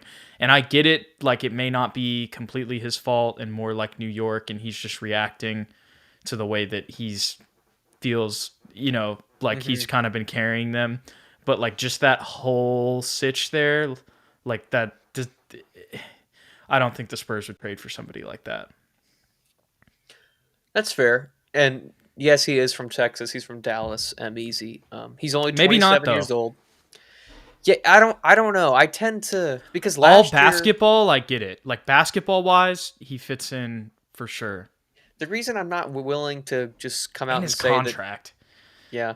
The reason I'm not willing to come out and say Julius Randle's personality is like a huge problem is because prior to this season, prior to the fans turning on him and booing him at pretty much every game, he was like personality-wise, we would love to have that guy on the Spurs. You know what I'm saying? So I don't want it to be like a no. That's a good bias. Point. It's not. Everything is nuanced, and you're bringing some nuance right now. So we just asked. Somebody asked how old Julius Randle is. 27 years old. Yep, 27 years old. Born in Dallas, went to Prestonwood Christian in Plano, and then played for Kentucky in college. I like Christian Wood too. I think you might have to give up a little bit more, honestly, for Christian Wood, in my opinion, because he's younger. I do, because New York has to get rid of Julius. They have to. They're not keeping him. So, like theoretically, Rockets could say, no, I think we want a twin tower situation here where we pair Christian Wood with Paolo. They're just going to have to give him another contract. That's the thing. Because he's on an expiring deal. And I don't know if they wouldn't do that, in all honesty. There's not a problem other than the fact that they're going to have to pay him. In New York, there's a problem. You have to get rid of him. I see what you're saying. Yeah, there's not a problem, but what I will say is Christian Wood's timeline, like as a player, and maybe his aspirations, like to win. I don't know what those are. That's a little bit of speculation, but his age doesn't necessarily timeline match with the rest of the roster. He's still pretty young. He's about 26, I believe. But at the same time, maybe he's like, hey, I'm about to get into my prime here. Maybe I'd go rather play with DeJounte Murray and That's this fair. other, you know what I mean? Or even just another team. Maybe not even the Spurs, but like, I want to go play. I want to start winning games now. I could stay here. But like, think about it. Because by the end of his contract, even if it's 5 years, like those guys are just going to be really getting good. Like, you know what I mean? Like Yeah. maybe that's wrong because they could come in and really dominate, but like they're not going to be in their prime until then. If you get what I'm saying. Yeah, I don't have a problem with either of them, and I probably would lean toward Christian Wood. Um, but it's hard to go against Julius Randle because he's an All NBA third team guy last year, a Most Improved player last year. He's a hard worker for sure. I like his physicality. He's physical, and his game fits to me with what we need because he can play off the pick and roll, but he can also create his own shot from all three levels. I know he's really struggled from three this year. Basketball wise, I like it, Ethan. Yeah. I don't know. I don't think it'll happen, unfortunately. Not trying to shut you up either. No, I was you're just good. you're conflicting me. I'm conflicted on Julius Randle. It's good food for thought. I mean, I don't think it'll happen. We're having the Spurs just don't issues. trade. Yeah, are we? Yeah. No, me and Julius Randle. Yeah. I'm not sure. And easy. He's right. I'm not sure if I'm ready to commit. Being in a small market could benefit Randle. Because... No, yeah, and maybe that's what he wants. Maybe he's just like, this is some BS, bro. Josh Richardson got freaking, he was treated like he was king in his first game. Yep. That's a good point right there. Again, M-Easy, about Zach Randolph. They play very similar basketball, too. That's a really good comparison, except I would just say that Julius Randle is like the modern Zach Randolph almost. Yeah. Well, he could shoot better. He needs a little bit more success, just to be compared to somebody like a Hall of Famer like in Zach Randolph. But yeah, that's a very good comparison. And he's a dog. He's a dog. Yeah, that's for sure. Would match DeJounte and J. Rich for sure. Dude, and Keldon. Yeah, Keldon too. That energy might be crazy. I'm not even gonna lie. That'd be crazy. I think the bodies might be too big. Like, I don't know if there's enough space for Julius Randle and Keldon Johnson in the same court. You know what I mean? Mm-hmm. I don't know if they could play if both of them are there. It would just be them. Jakob Pertl next to those two. I know. Such a contrast. He looks so tiny. Yeah. Just Devin Vassell. Oh, that was another wide open three. Thought we were gonna get it, Ethan. Thought we were gonna get it. Keldon and Julius are just so big and strong and full of energy, and they're always screaming and all that jazz. And then you just have Jakob Pertl, like the pastiest, calmest guy in the world. And he's kind of skinny, basically, too. He never screams. He doesn't do anything like that. I love how J. Rich is laying on top of Jared Vanderbilt and asking for a foul, and then gets it. And like, it might have been reasonable, but it's just funny. Like, that would be great, like, out of context NBA clips, and it's just Josh Richardson sitting on Jared Vanderbilt after a box out, like, with his hands up. Like, what? Mm-hmm. Like, bro, you're sitting on him. No, that was a foul though. He reached and kind of pulled him back. He had the underhook. This isn't MMA, bro. We're down by 9, by the way, in case we haven't said that in a while. Yeah, 64-55. J. Rich, the free throw line, about to cut it, hopefully.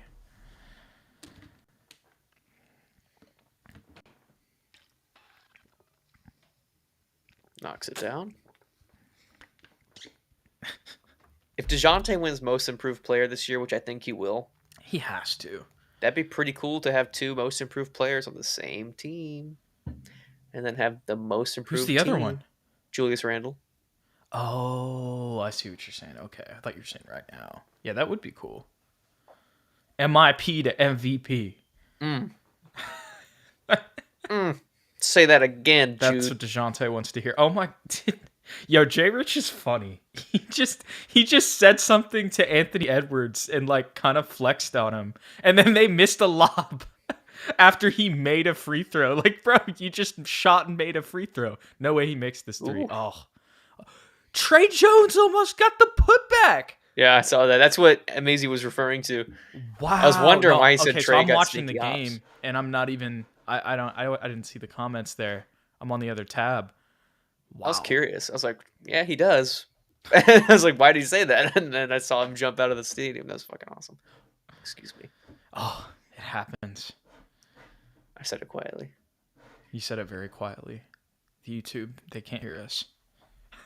They can't take away our monetization that we don't have. Pat Bev off a screen here from Nas Reed. Oh no, the stream has stopped. And now I'm probably behind you, Ethan. Trey Jones is dribbling. He's driving left side, pull up, 14-footer, no good off the back of the rim. Rebound. McLaughlin, he puts it up from half court and off the front of the rim, no good. End of the half. Spurs down 57-64. There you go, because my streams weren't working, so I wasn't hearing it. All right, good. well, what do you think of this first half? We've been competitive. The reason they're up, obviously, is because they just have two, one All-Star and then one soon-to-be All-Star, Anthony Edwards and Karl Anthony Towns. We're just making some silly mistakes here and there that are kind of keeping them ahead of us. I'm seeing a third-quarter run, though. Third quarter is usually when we come out strong, so I'm seeing that.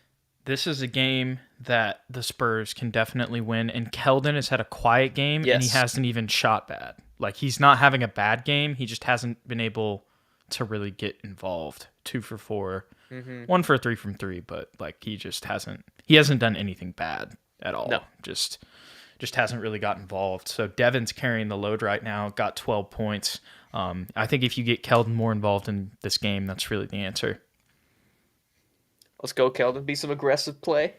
Yep, because right now the 3 leading scorers are Vassell, Jay Rich, and then Keita Bates. Keita Bates has 7. Keldon's only got 5. You know what? Anthony Edwards has 20. But, yeah. I got the solution. We're gonna start Weezy at the second half to guard Anthony Edwards and lock him up, and then we're gonna put Devontae Kaycock in for Keldon because obviously Kaycock's better than Keldon, and we're just gonna let him get 20 boards and let Weezy get 20 steals, and we're gonna win this game. And then what we're gonna do also is we're gonna put in Romeo and we're gonna clear out and just let him win. Let Romeo ISO on whoever. Doesn't matter who. I hope they give him Cat. Romeo's going to isolate Cat the same way that Jalen Brunson isolated Doug McDermott earlier in the year. Romeo is giving Cat buckets like Doug Edert gave Purdue buckets in the clutch. Let's draft Doug Edert. Yes. No, he's in the transfer portal. You can't draft him. He's still playing. Dang it. He should have. I don't know why he didn't. Oh gosh, that's the only pick I want. I would be like, trade whatever you can, just get Doug Edert. You're gonna win. Have Doug squared. Ooh, because Doug McDermott and him. Oh my god, that's nasty. Dougie buckets. It's too much shooting. Too many Dougs. I'm gonna go use the restroom, so I will be right back. There you go. Ethan taking his restroom break. I think we need to do a play-by-play for that. Oh, he just turned his straight screen off. It's really just me. But let's see. RRTX210, we see you. Appreciate you being in here. We're doing a little bit of a watch-along right now. The Spurs are down 64-57 to the Minnesota Timberwolves. I'll do a little bit of box score reading here for you guys, maybe just popping in. Or for those of you guys, there's been about 4 or 5 of you guys in here the whole time. We appreciate you very much. Talking Spurs, hanging out with us here tonight. Jared Vanderbilt, he's got 6 and 6 in this game. He's been a force on the boards, but also got 2 fouls. One of them Jay Rich just drew. And Cat's got 3 fouls as well. So the starting bigs there for the Timberwolves, the Spurs have been able to get in a little bit of foul trouble here going into halftime. Doesn't really look like they're in too much danger, of a potential ejection, but still putting that pressure on him can always help you out. Cat has been able to be neutralized a little bit. Obviously, he's still going to do his thing, but 11 and 5 with 2 turnovers. Really, overall for him, that's a pretty good job on defense from the Spurs here in the first half. Anthony Edwards has had 20. That's kind of been the thing, but it's crazy because we were kind of watching this game and it was a very calm 20. Like it wasn't like you were like, wow, Anthony Edwards is taking over this game. And then Jalen Noel, who we were kind of joking about, leading the bench for them right now with 11 points, being their 6th man, with Jaden McDaniels. I believe it's Jaden. Yes, it is Jaden McDaniels. He's got 2 threes off the bench for the Timberwolves as well. So really, it's just Cat and Anthony Edwards carrying right now with Jalen Noel getting some buckets off the bench. And then it's kind of just been a full team effort from the Spurs for the most part. They just need Keldon really to step up here in the second half to erase the 7-point deficit. But once again, one of the things that me and Ethan were talking about throughout this first half is, this team really without DeJounte, this is not, this isn't too terrible of a result. You're being competitive with the playoff team. Yes, they've got some injuries too, but they've been winning and playing, and winning these games with this team they're currently playing with while D'Lo's been out. So a pretty impressive performance there. Just a little bit more mistakes in that second quarter. Spurs won the first quarter 35-30. Timberwolves came out and responded there in the second half of the second quarter too. Spurs were still doing decent there for the first half. The second quarter lost 34-22. So that was really the big thing there. Jude, I can hear you. this is your conscience, Jude. Everybody else can hear you, I think, too, but why can't we see you, Ethan? Okay. There we go. Hello. I was like, can they hear him? Is he just talking? I wonder if I could just talk to you. That'd be kind of cool feature. I think that's what just happened. Because I had like a little thing on where it, it has the button. Because I could turn off your camera. Look, he's gone. Now he's back. That's right. So It's got 10 times better. Interesting to know. Yes, it did. I was just kind of talking about the stats there while you were gone, and just talking about, once again, with DeJounte out and this team, the way they've been playing, being a playoff team, like, you can't really ask for much more. I mean, we kind of just fell off in the second quarter there, 34-22, and while it was 35-30 San Antonio in the first. Just get Keldon involved. Oh no, cancel. I almost left. Yeah, just get Keldon involved. Out. I'm like, all right. All right, that's the rest of the game. Let's see, what are some abstract Spurs talkers? Let's talk about the Pelicans, because those are the confirmed opponent. That is the confirmed opponent for the San Antonio Spurs in the play-in. Obviously, a much better team after the trade deadline. Be even better when they get some guys back from injury. We're still going to have to wait and see on Zion. His stepdad, who grew up with them, is really like his real dad, says he's going to play this year. But you just really don't know with that whole situation. Regardless, you're going to get Brandon Ingram, CJ McCollum, and Jonas Valanciunas. Right? Valanciunas is on the Pelicans, or is he on somebody else? Yes, he is. He is on the Pelicans. Right. So, I mean, and that's a pretty decent, group of vets. And that's not even mentioning some of the other guys they have. And Valanciunas usually plays very well against Jakob Poeltl. I don't know why. I don't know if you remember last year's playing game.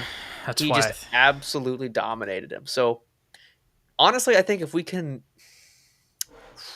We're going to have to eliminate one or the other. You're going to either have to eliminate Jonas Valanciunas or you're going to have to eliminate Brandon Ingram. And if you can do that, eliminate one of those guys, I think you'll be fine. Because I don't think CJ McCollum can beat us by himself. You know what I'm saying? Yeah. Yeah, so, especially having to be matched up against DeJounte. Yes. Yeah, correct. That is the biggest asset that I forget about, is that. Because really, CJ is kind of what's been making them go in this second half of the year. And Jay Rich. You can bring him in off the bench, give DJ some rest, because he's going to have to also produce for us on the offensive end. And that can get pretty tiring if you're trying to stop an all-star level shooting guard in CJ McCollum, while also trying to drop like 25, 10, and 10 like he always does. Yep. So, yes. This is the one thing, though, as our man Eric Pacina says, welcome back. CJ always seems to put 30 on the Spurs, though. So we'll have to see what happens. It'll be a big game, and hopefully DeJounte can lock them up for that one. But I think they're beatable. Yes. But it's still going to be a tough game for sure. It'll be a fun one. They're about as deep as us, but they have more experience. Mm-hmm. So that's, I think, where it's going to be interesting. Herbert Jones is a problem. That on the defensive end, that guy can lock up, player. And he can shoot too. He's going to lock up either Devin or Keldon. So one of them's going to have an off night, unfortunately. So the other one's going to really have to go off. Yeah, you're going to hope that they put him on Devin, because Keldon's kind of been the guy who's been consistently scoring for us and wins. So, Fingers crossed. did you see the behind the back pass from Luka? They're showing that right now on the I'm watching halftime it of the on the stream. stream. Yeah, Yeah, that was incredible. pretty freaking nasty. It looked just like that. They showed it a second ago. The Yeah. Rajon Rondo pass. Yep. So for those of you guys watching and listening, Luka threw this behind the back, like over his head, like not even looking, backwards pass while he's like driving on the left side, and he throws it to a wide open Dorian Finney-Smith, and it's so Luka, man. It is so Luka. There's another thing that I was going to ask you about that now I'm forgetting. Oh, NBA news. Mm-hmm. Ben Simmons out for the rest of the year. What do you think about that? I was very curious because I know he's like much happier now still. It seems like that's like the PR that's came out or whatever. And he's like filing that lawsuit against the Sixers. Anyway, still seems like he's much happier in Brooklyn, but not going to play. So what do you think? Can you hear my roommate? Yeah, a little bit, but it's okay. We all... There you go. Whatever. He's on the phone. It happens. Yes, so the Ben Simmons news. It's kind of bizarre. I saw somebody. Yeah, it's weird, right? I thought he was gonna play. Like you've already been off for like however long, like rehabbing. I guess he was hurt in Philly, and they just weren't telling anybody, which honestly would mean they could revoke that trade, which would be hilarious. Oh my God. Imagine if that's what happens. I don't think it will, because I think long term they'd much rather have. It would just be the biggest screw you ever, though, if you're Brooklyn. Like, imagine you're like matched up with Philly, and you're like, actually, you're not allowed to play James Harden anymore because we're revoking that trade, so you can have Ben Simmons back because he was hurt, and you didn't. I think it's probably too late at this point. Yeah, but yeah, it's pretty weird. He's getting paid millions of dollars to be happier, so shout out to him. Shout out to my boy Ben. He's got the real bag. Everybody needs to follow in Ben Simmons' footsteps, man, because you will get paid however much his contract is to just be happy, sit on the bench and watch Kevin Durant and Kyrie try and pull off a miracle. Apparently he's hurt though, right? Like that's why he's out for the rest of the year. Yeah, I don't know how he hurt himself. Like, what is hurt? That's what I want to know. And maybe I should just read the article. Maybe that's what is happening. I didn't even click on the link. But I'm going to do that right now. It's like, what is going on with this? I don't understand. I'm not going to lie. I don't know. But I do think it's weird that he wasn't playing for an entire year, got traded. And I was like, okay, he's going to play, right? Like, yeah. You know?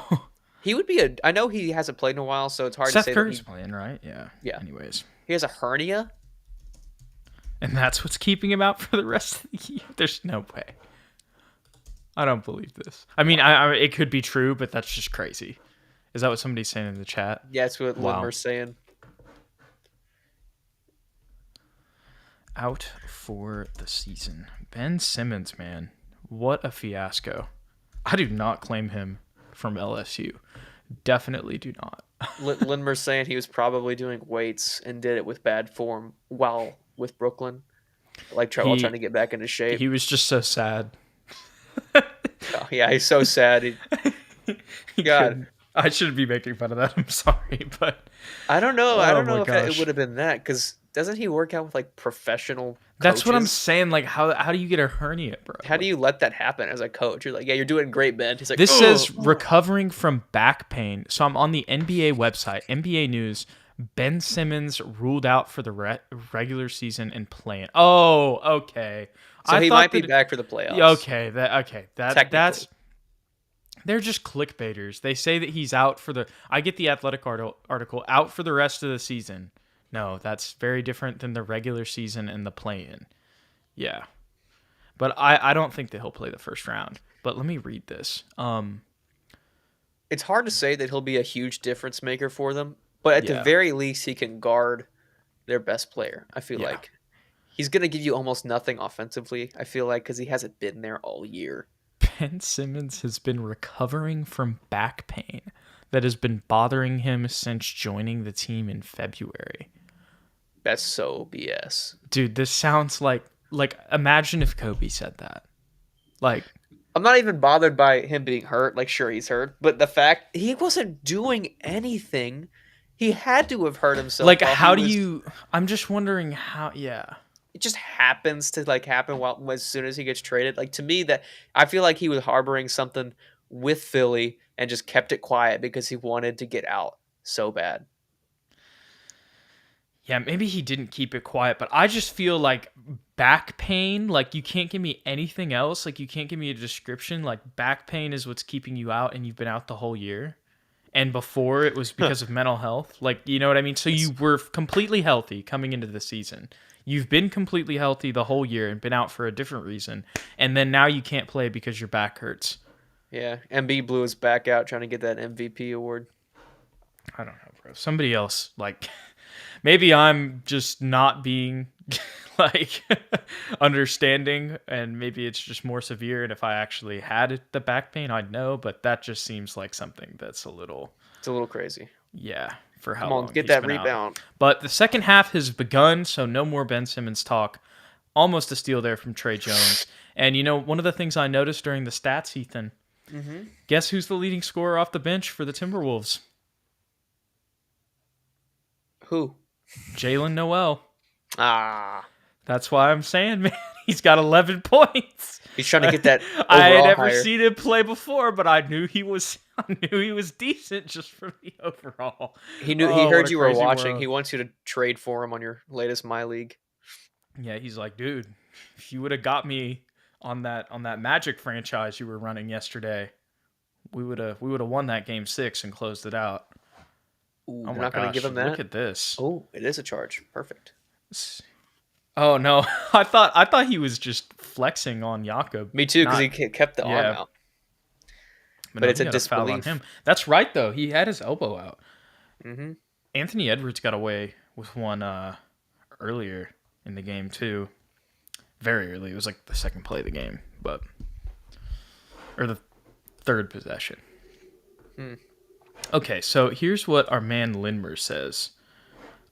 It's not exactly clear when Simmons injured his back, but he suffered a herniated disc, which eventually required an epidural in late March to relieve pain.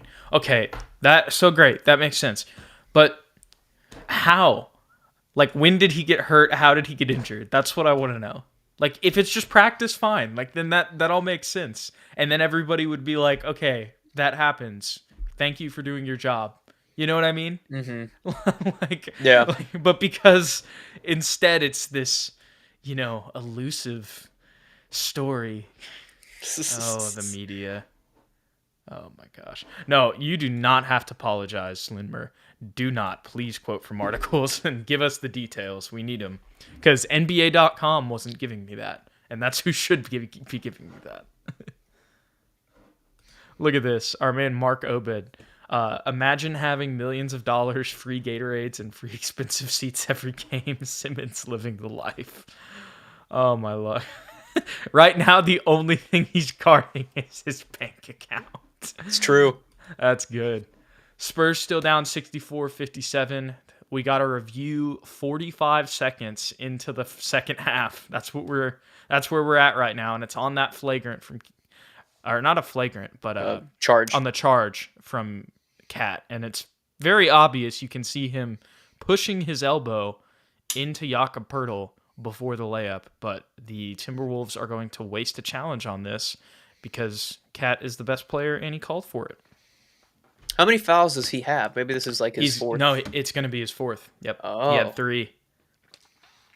But Well, it's a very obvious push off to me. He pushes off and then he gathers for the layup. Like we're seeing this right now, Ethan. Look at this. Lowers his shoulder, pushes off with his elbow. Jakob goes back, then he gathers for the layup and scores the layup. And then he says, "Oh my God, I can't believe that's a foul," even though he literally does the textbook definition. Like what? I'm trying to read this referee's lips right now, see what he's saying. I like their City Edition uniforms. I like all the trees. I like them too. It was overturned. They won.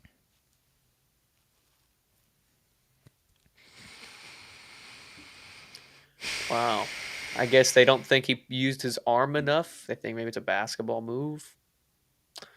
I don't know. I thought by the rule book in the NBA, that's the Anthony charge, Edwards but did the same thing. Yeah. I guess not. I'm not surprised. I'm disappointed, not surprised. Yep. So with that Disappointing, bucket, but expected.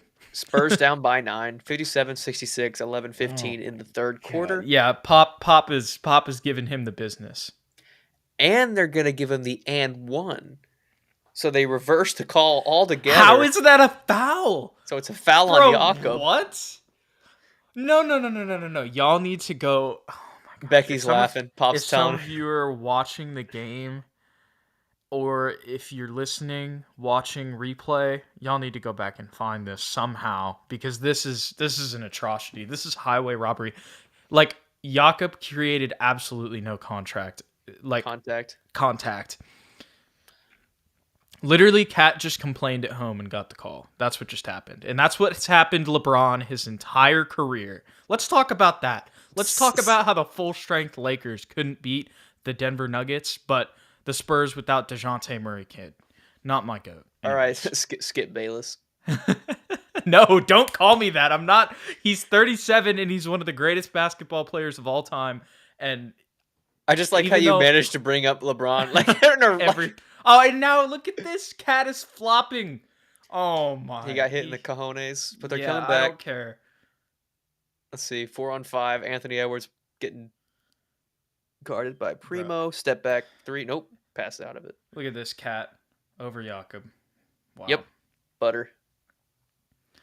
No. Okay. Cat's smooth with it. I hope he feels better. But I was just like, at first I was like, man, you literally just got another call, and now you're asking for another one. Oh, and look, he's asking. It's 3 straight possessions. He's asking for a foul when Jakob's just playing. Like, bro, you don't get when he touches you. Like, you don't just get a foul call.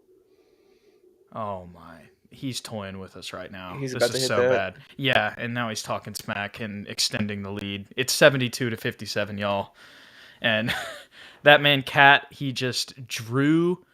Well, he did a double screen on Primo on a pick and pop, but because of that, it forced the switch between Jakob and whoever the ball handler was. So Jakob got taken to the elbow, but because of the double screen, Primo didn't realize there was a switch, and so he went to the guy on the elbow too, leaving Cat wide open on the left wing, and then he splashes the 3 to make this a 15-point lead.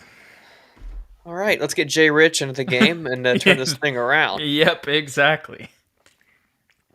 Keldon, I don't think has scored. What's crazy, there was another game. No, he hasn't. There was another game that we just played where we were down around this much, then we came back and won. I know the Memphis game, we were down by like 20. I think it was that game. We didn't win. We were a Keldon Johnson layup away from winning, and he missed. It I watched that whole one. That's the game I'm thinking. Even though we didn't win, that's the game I'm thinking about. Still, though, it just shows that we can come back from this. Yes. Because Memphis is better than And if we don't, at this point, boys, it doesn't matter. We're in the play-in, baby. Let's go. Oh, my gosh. But can we talk about that? Can we talk about the... And it's, no. Let's not talk about the Lakers. Because it's not even about the Lakers. Let's talk about... I mean, it is about the Lakers. But let's talk about... this LeBron-led team. Okay, I'm really just crapping on him, but let's talk about the Lakers missing the play-in. That's pretty crazy. Coming into this year, that's probably, I don't think either of us would expected that. I'm really bummed out about it. I mean, the Lakers are my 3rd favorite team. Okay. Behind the Spurs and behind the Mavericks, that is probably the Lakers. And man, I was telling everybody that would listen to me, I was like, I'm telling you, bro, the Russell Westbrook experiment, it's gonna work because they're gonna rest LeBron even more because he doesn't have to be the primary ball handler. And he was gonna be a cutter. Yeah, right. And they're gonna use AD and they're gonna play through AD, and it's gonna work 100%. That's what Deshaun. Yeah. And I see the appeal of that though. That kind of gave me a different outlook at the beginning of the year. AD getting hurt, Kendrick Nunn not playing at all. Yep. Them signing Melo and Trevor Ariza and Wayne Ellington. And trading for Russ, that's another LeBron move. And that's $44 million. Oh, hearing what Magic said, really. They would have been so much better not having him and signing 3 quality role players. You know what I'm saying? They could have, according to Magic Johnson, so I guess all of this comes with a grain of salt. They could have traded for DeMar DeRozan while keeping, or signed DeMar DeRozan, or signed a trade, whatever it was, while keeping KCP and Alex Caruso, and also managed to trade for. So who would have we gotten back in that? We would have gotten Kuzma and like a pick, I think. Yeah, Which is honestly, that's basically kind of what better. we got anyway. Yeah. And then they would have traded somebody else and somehow gotten Buddy Hield back. And so they would have had a team that had Caruso, DeRozan, LeBron, Hield, And AD. Oh my and god, AD. that's such a better team. Yeah, Yeah. that's way better. So they had a lot of different options. What could have been? LeGM. That's what I want to talk about. I want to talk about it being LeGM's fault. I want to talk about that. I don't care how many points he scored, that the reason they lost this year is because they weren't deep enough and the team wasn't good enough, and that's because of decisions he made. That's all I want to say. Come on, Trey. Ooh, sorry. I thought I was going to pull up from 3. No, He you're did not. good. Devin's going to pull up from 3 and splash it in Pat Bev's face. Pat Bev's been talking trash Big shot. to Big Dev all game long, so I mean, it's bound to happen. look, it's Pat Bev. I love Pat Bev. That's the other thing. A lot of people hate him. I just think that he's hilarious. Funny. Yeah, he is. He's funny. hilarious. He plays hard. Look at this. I mean, like, this is on my team, and I'm like, that was hilarious. Like, he totally did not have to, like, you know, Look away. act the way that he did after he made that pass. But instead, he's like, you know what? I'm going to act like a G, even though I'm like, it's hilarious because it's so annoying. Like, I get why people don't like him, but it's like, you got to understand that that's the whole point. You know what I mean? Yeah. Keldon continues to struggle from 3. Yeah. Malik Beasley about to hit another one on us, and he does. 18-point lead, the largest of the game for the Wolves. 8:35 left here in the third. Trey Jones, top of the key. We're being very slow with our offense, but we'll finally give it to Jakob. He's at the top of the key. He's going to drive inside on Cat, Jared Vanderbilt, and Patrick Beverly. Jakob wants the ISO, I guess. But Just move out the way. Let him work. Jakob Olajuwon. well, we'll get the ball back after that. Primo gets the inbound. Back out. Jakob misses the wide open set shot in the paint. You love to see it, especially when you're down 78-60. Malik Beasley pull up 3, miss. Over the back, bro. They're not going to call it, but that, in my opinion, was over the back. Come on. Cat did a good job of not, like, selling, I guess. Oh, Keldon. I thought we were about to have a Keldon poster. Ooh, could have been. It would have been on Pat Bev, too. That would honestly made it more impactful. A good feed, though, from Trey Jones driving baseline. Look at how tall Josh Primo is. Did you just see that? I'm sorry. Yeah, he's tall. I He's like interrupted you. he's got to be 6'6" at this point. Dude, I knew he was our. Well, 6'6" was what they had him listed at Alabama. Oh, was it? I thought he was 6'5". Yeah. They had him listed at 6'6". So what I'm saying is, he's going to be 6'8", like everybody's saying. Like, we were joking about it in the chat, but then he just showed up on the screen looking taller than Keldon. Like, not significantly, but like a little bit. My man has got to grow. He's still growing. Pause. Wow. That's a good one. He's still growing. That's my favorite one. It's like mid-grow. Oh, my God. He's still going. Give me a sec.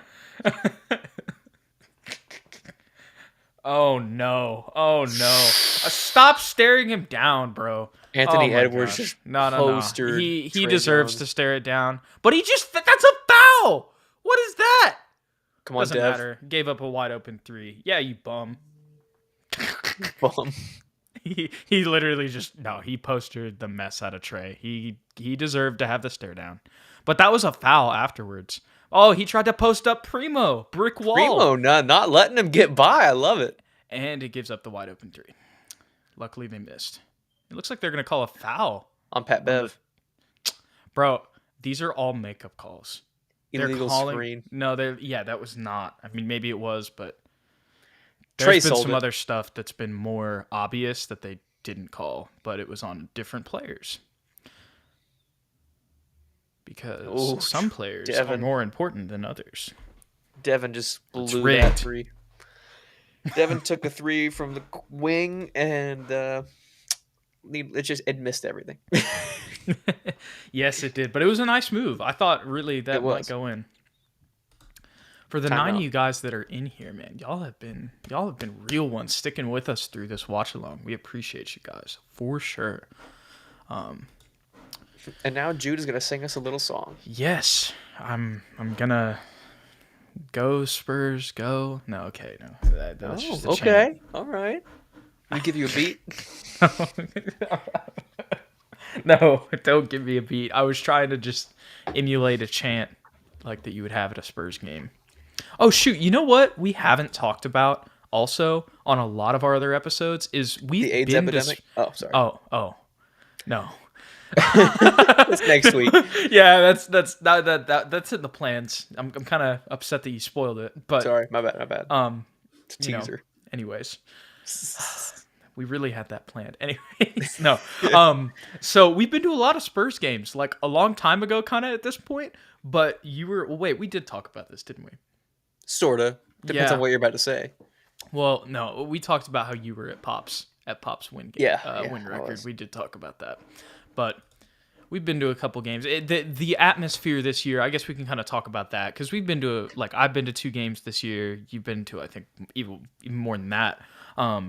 What kind of was it like being back in the AT&T Center? I really love the Fiesta artwork on everything and the Fiesta colors everywhere. It definitely gives it more of a fun vibe. It was renovated, remodeled, and it definitely is.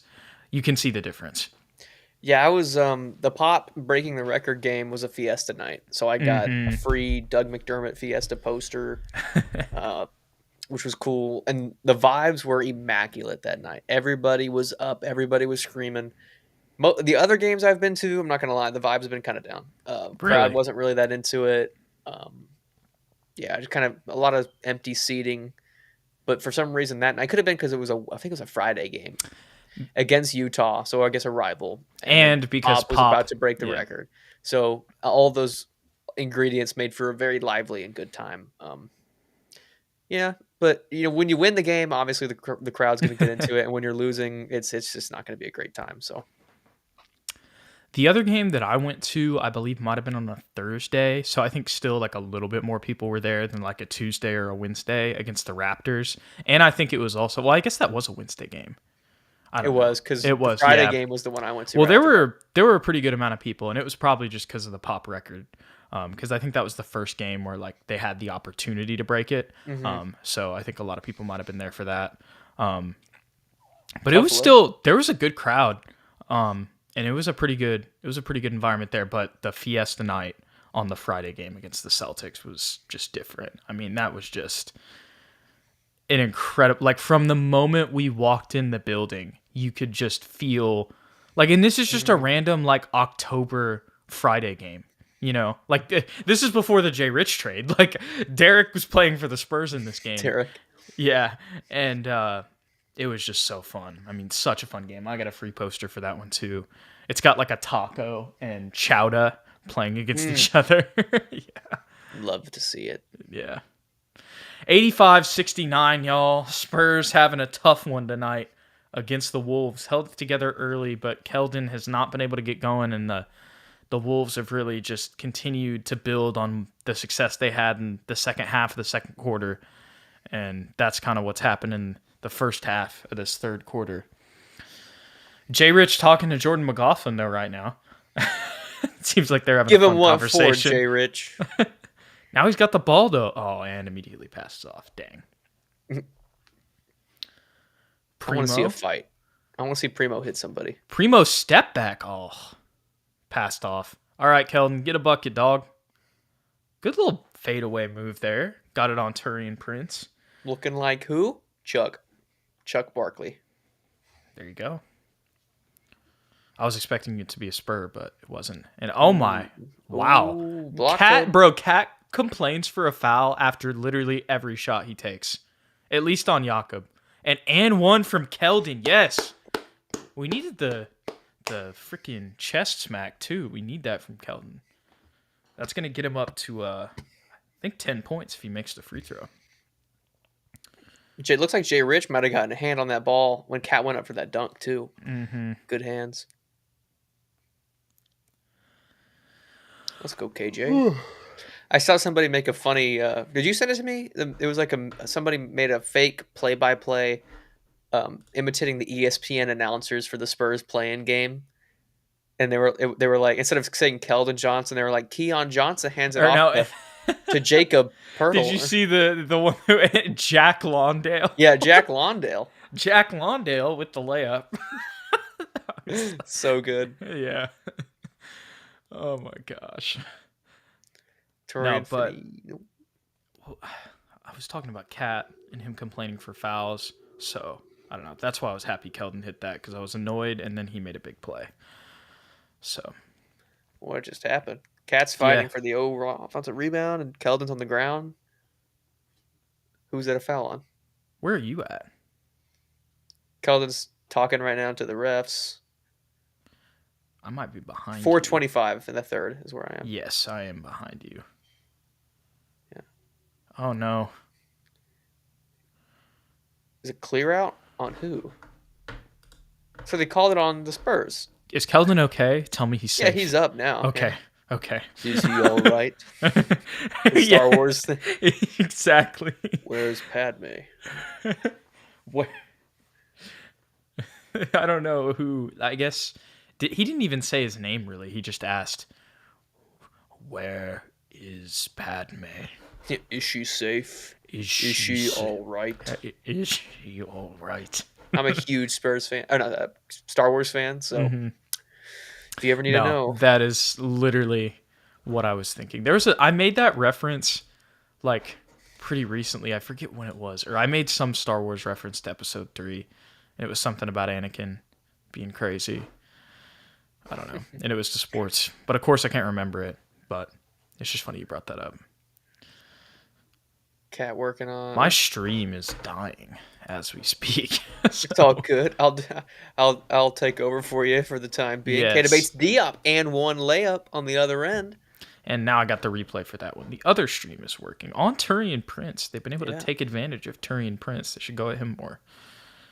See, like, that was not as bad as what Keldon made. That's what I'm saying. 3 guys, like 2 plays before, missed it, but that was clearly a foul. This one was like a touch foul. It's that Romeo Langford and K Bates Diop combo. Bro, what is Cat? He's talking like. Oh, it was a technical. Did they call it on Cat? I guess, but Jay Rich missed.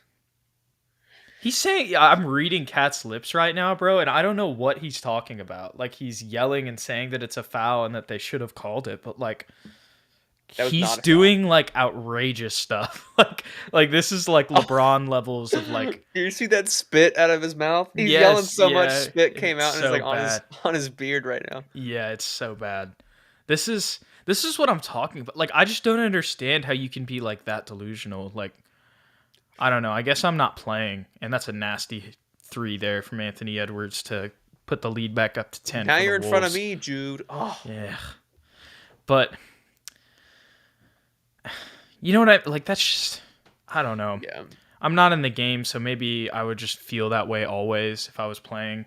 Like, you'd always be kind of a little biased towards yourself. Oh, my Lord. You are about to see something beautiful, Ethan. Good Jesus, Keldon Johnson. Woo! Wow. That was a crazy block on Jordan McLaughlin. But unfortunately, the Spurs will not take advantage. Turn it right over. Come on, get another one. 90 to 78 here. 2:43 left in the third. Spurs trying to make a comeback, but another turnover there. Too high of a pass.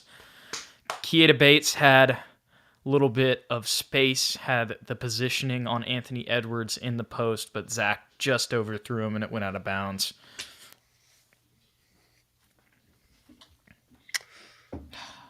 So as soon as the Spurs cut into their lead a little bit, the Wolves come right back with a run of their own. But let's see how they finish out the third quarter here. You know, the goal when you're kind of in this situation, if you can get it to single digits going into the fourth, you feel good. Cat hasn't really come out of the game, has he? Bro, he's asking for a foul every single time. I don't know if he has. I'll see how many minutes he's played. here in a second. No, he's only played 25. I don't know how many minutes in the he's second played in half. total. Oh, yeah, I don't he think he has sat in the played. second I don't half. think he has come out. Oh my gosh, Zach, you gotta have that, bro. Like, that was a little bit of unawareness, I'm not gonna lie. It was a zippy pass from J. Rich, but that was like J. Rich was more aware of the floor than Zach on that play. Is But it add-on us? I thought it was add-on Torian. Oh, it's a foul. Wow. In the bonus. There you go. Turian Prince, 5 fouls, 0 points. looking like a young Ethan out there. Young, you got you got 6 fouls. You got to use them. Yep, that's right. Zach drains both of the free throws, cuts this back to a 10-point game. 2 minutes left here in the third. 90-80. Spurs trail the Timberwolves. Naz Reid wide open, but an easy bucket for Anthony Edwards. Honestly, right there, you might take the 2 because you had a wide open shooter. Wow, what a hesitation there from Zach. I mean, I don't know. I like giving J. Rich that, but, you know, if you're going to get set to shoot, you might as well shoot. 92-80 now here for the Spurs. Zach going to go inside. Big dunk. 2 hands, Ethan. 2 hands. I haven't seen it yet. Oh, no. There it is. Big dunk. Let's both do play-by-play, but at different Yeah, but at points in the different game. rates. Yeah.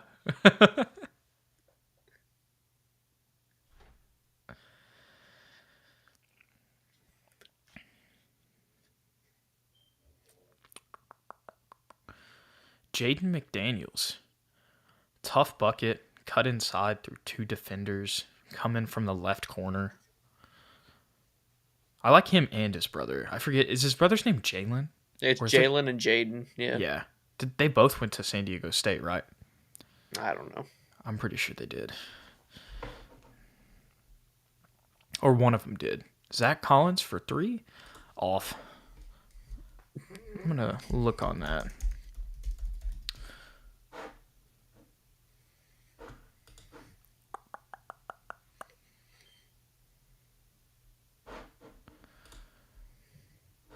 Oh, Well, Anthony Edwards, no. another 3. Jaden went to Washington, and he's from Seattle, so he is a DeJounte Murray boy. Not actually.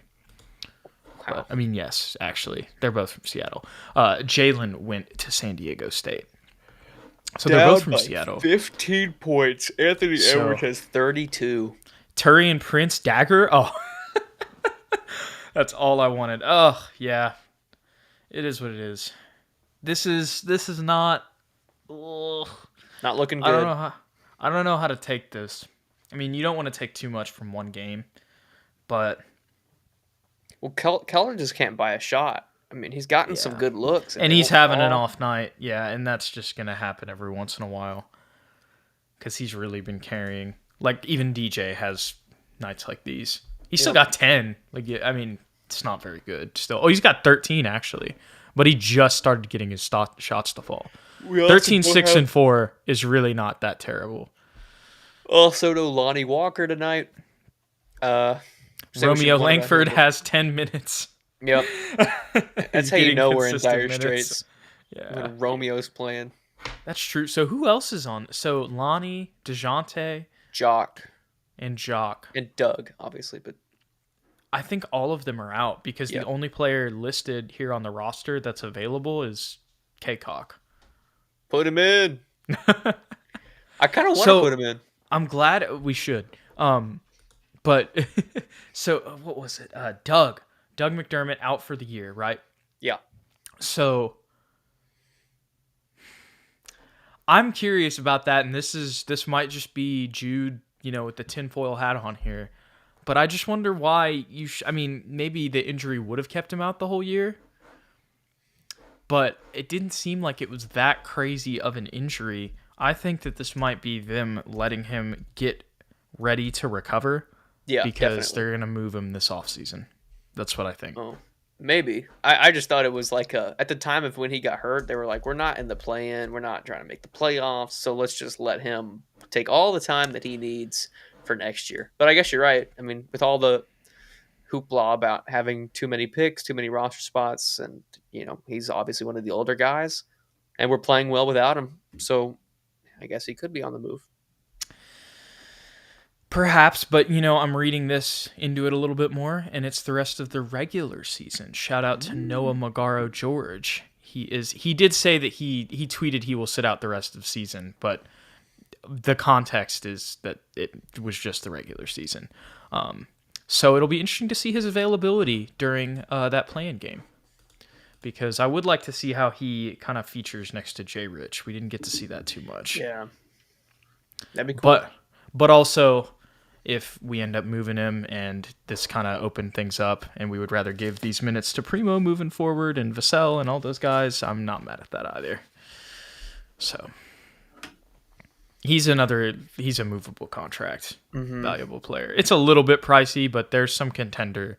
It's more affordable than Duncan Robinson. So that would take that on. Exactly. And he's basically just Duncan Robinson, but more experienced. So. Yep. Jay Rich for 3? Nope. Where are you at? What's your time? 11:41. Okay, so I am ahead of you.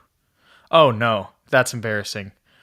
Oh God, you're about to see Jay Rich get exposed on defense. Unfortunately, it was on Anthony Edwards. That was just him being really good, but that was not. He is fun hot right now to watch, bro. Yeah. Zach missing layups. Oh, this is tough.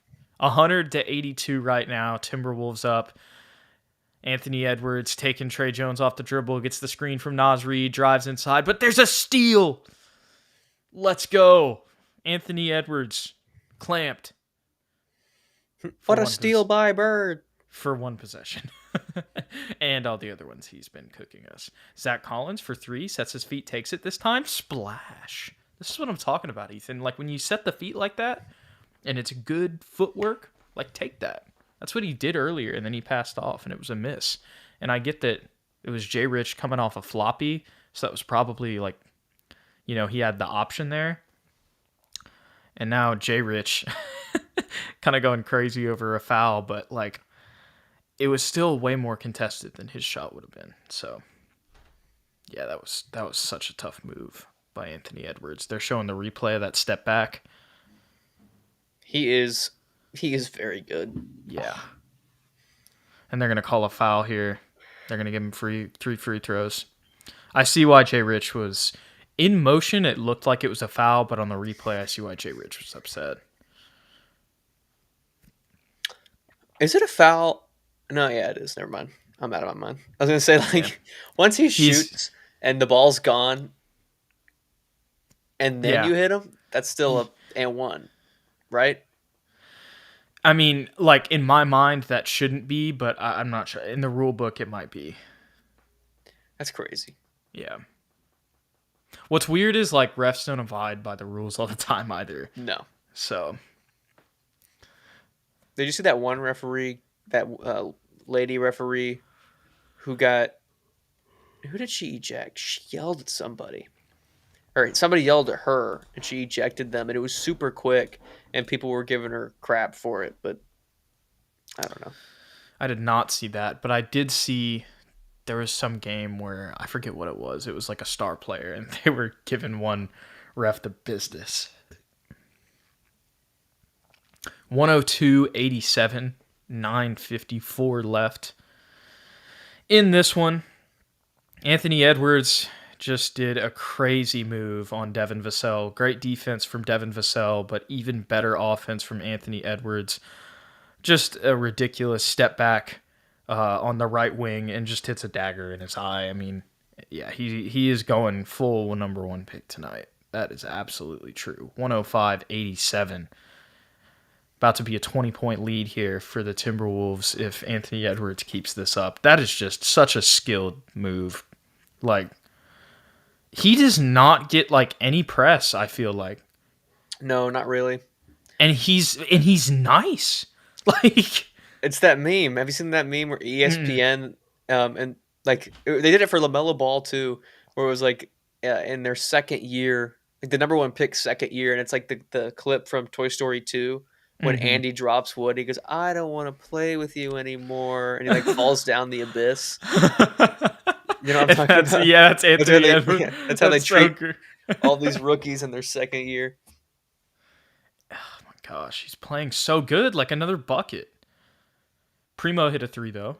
And yeah, and he's talking mess, but he should be, bro. Like this, he's not even talking mess. He's just hyping up the crowd and He's a flexing a little funny bit. dude. I like him. Yeah, I forget what interview it was, but he was like he didn't know who somebody was, and it was like his rookie year, and it was some like super famous actor, and he was like, I have no idea who that is.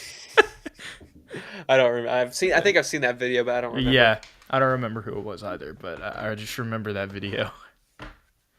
All right, let's see what the stats are looking like here. 42 from Anthony Edwards, 42, 5, and 7. Good Lord. On 15 of 21 shooting, 6 of 9 for 3, 6 of 8 from the free throw line, with a steal on there also. Just one foul, plus 29. Yeah, he's balling. Yeah. See, and that's the fear when you're the Spurs and you don't Yeah. really have a guy that can go off like that, unfortunately. Yeah. I think that this would be mitigated like 5 to 10 points if DeJounte was playing, but at that point you're still in the 30s. Like he's still probably going to get 40 anyway because there's 9 minutes left in the game. So yeah, unfortunate. Very unfortunate. Yeah. Keldon's been on the bench here for a little bit too. They're not playing anybody. They're kind of staggering everybody's minutes. Right now, Keldon's just at 26. Jakob's at 24. Trey Jones is at 26. Vassell's had 30, which these minutes are probably more valuable for him. And he's had a good game. Primo's at 21. Keita Bates is at 18. Josh Richardson is at 21. And then Zach Collins has got 15. So nothing too crazy. Definitely going to play out the rest of these games. And not try to overwork anybody. That is for sure.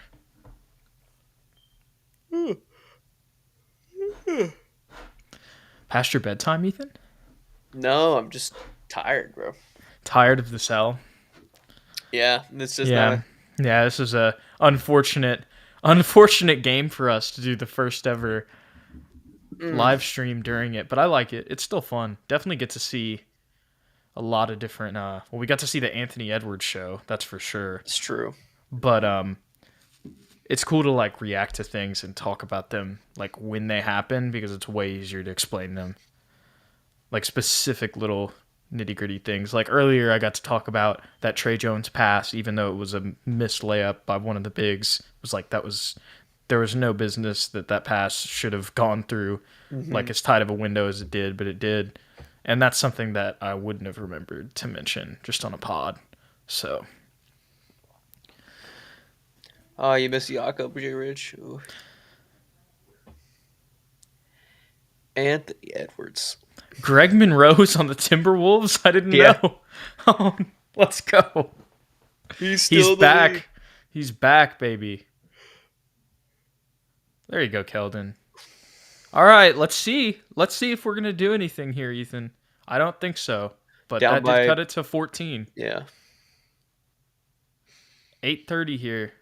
Keldon hits a 3, 107-93, Timberwolves up.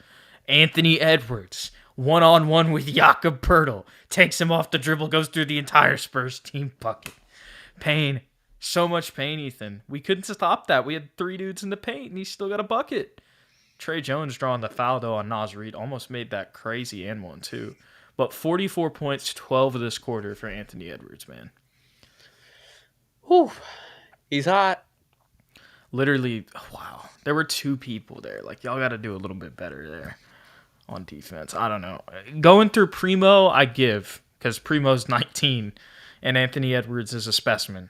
But Keldon's got to rotate over there and give him some help.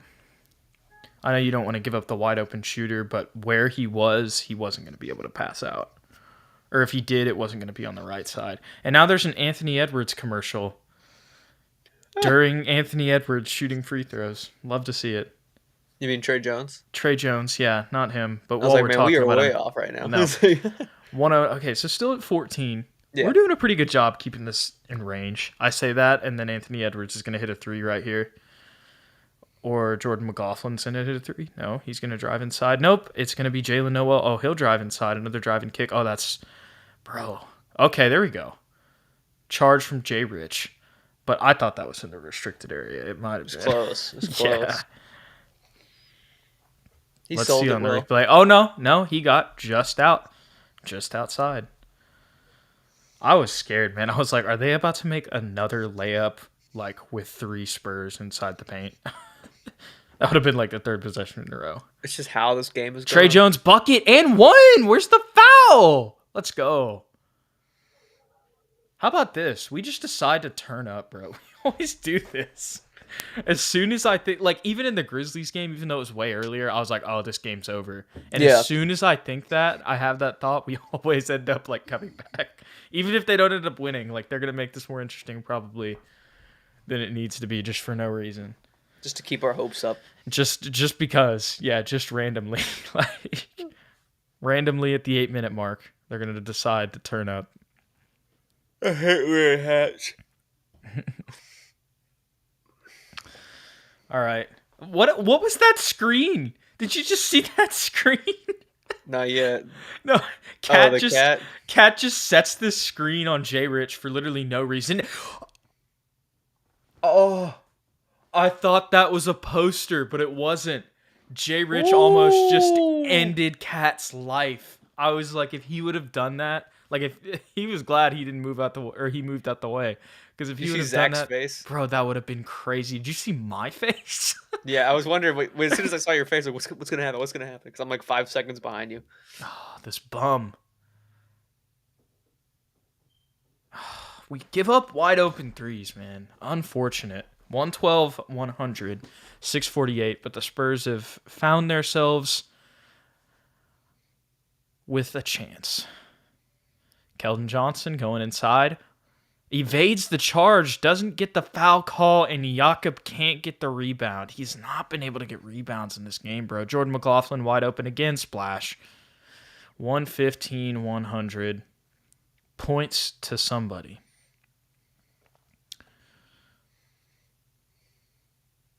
Trey Jones driving inside, gets it to Jakob, makes it. 102, 115, 6:15 left in the game. Timeout is called on the floor. Not mad at it. Just compete. If they can get this to honestly a single-digit game, even if they don't win, I'm going to be happy with them getting themselves back in and having a chance. Because this is all without DeJounte. And with the game that Anthony Edwards is having right now, when you're playing good defense and he's just hitting crazy shots, if you can persevere and give yourself a shot at the end, this would be a really nice turnaround from like 5 minutes ago. When we were talking about how this was disappointing. So. Let's go, Spurs. Make something happen. So their theme is remix the game. Yeah.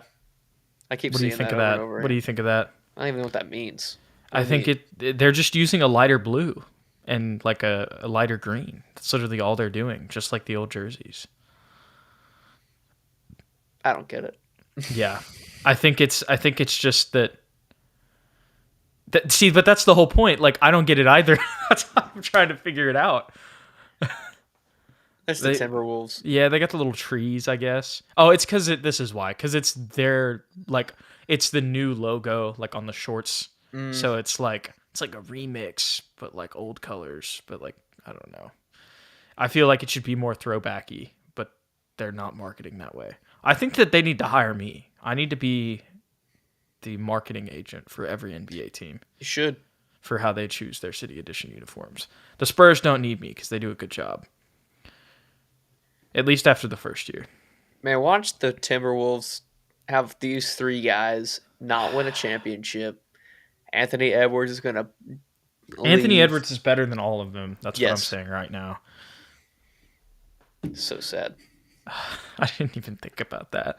I'm surprised, man. Cat has stuck it out. Remember, like 3 years ago when he was supposed to go to the Suns, or Devin Booker was supposed to come there Yeah, Devin Booker was when supposed both to teams go. were Yeah. losing. Yeah. I really thought the Spurs had a good chance of somehow swinging Karl Anthony Towns a couple years ago. Yeah, it would be nice. Would be nice. I think we should change his name to Karl Towns, Why so? just cause Why don't you like Anthony? it's just too much. Mm. That's But then he wouldn't be Cat anymore. Yeah, there's a reason we call him Cat. Yeah. We could call him Kit. What's his middle name? I think it's Anthony. Is No, his first name Karl his Anthony? No, his last name is Anthony Towns because his parents were divorced or something. Is that right? I'm pretty sure. No. You're right. Oh wow, I knew this. I just forgot. Look. No, it's only Towns on the back of the jersey. His first name is Karl Anthony. That is weird. I don't know why it's just Karl Anthony. Look at Jakob's back. My man's been scratched.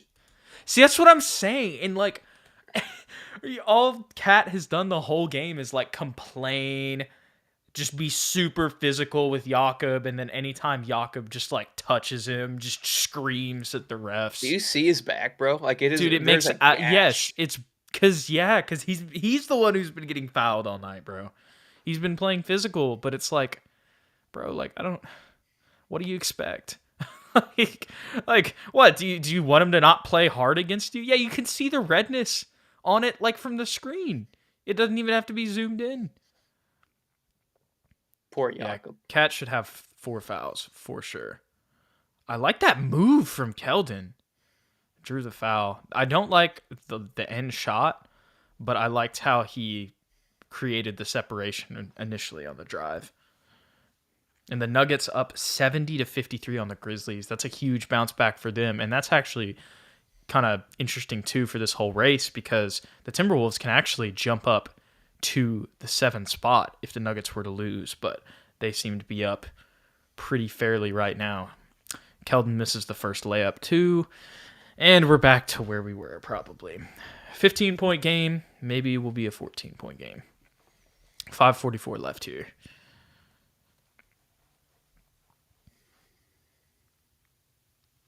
Keldon makes the second. 117-103 Timberwolves. Primo playing in the clutch, about to bring us back. No problem. Gonna have one of those Lonnie games from back in the day. Oh, yeah, for sure. Easy. No, he's going to have a Primo game. How is that a foul, bro? What is that? Bro, even Cat, okay, on that one, I know I was just complaining about Cat. Cat even had a look on his face where he was like pissed off for Keldon. So everything I said about Cat, I take it back because at least he can have understanding in that moment. Yeah, Cat was really like, on me? Like he's But no. Nope. Jay Rich. Jakob got moving fouled very again. fast. Didn't call it. Look at this. We just only went. Wow, we're in the bonus. Are we another already? Yeah, another foul on Jared Vanderbilt. This is actually crazy. We could get back into this game just by free throws. 2 straight possessions. We got to make him, though. God, yeah. Don't jinx I don't really think so. It doesn't really look good. But being in the bonus with 5 minutes left definitely can help if you're trying to make a comeback. And look at this. Anthony Edwards unicing his knees. Forgot a syllable there. Unicing his knees. Had to unwrap everything. He was probably ready to be done. Now he's got to come back in. I love the sound of you drinking. Oh yeah, that's all we need. That's the ambience. What was I going to say? So Kat gave us 60 last time. Is Anthony Edwards going to give us 50 this time? Probably. Yeah, unfortunate.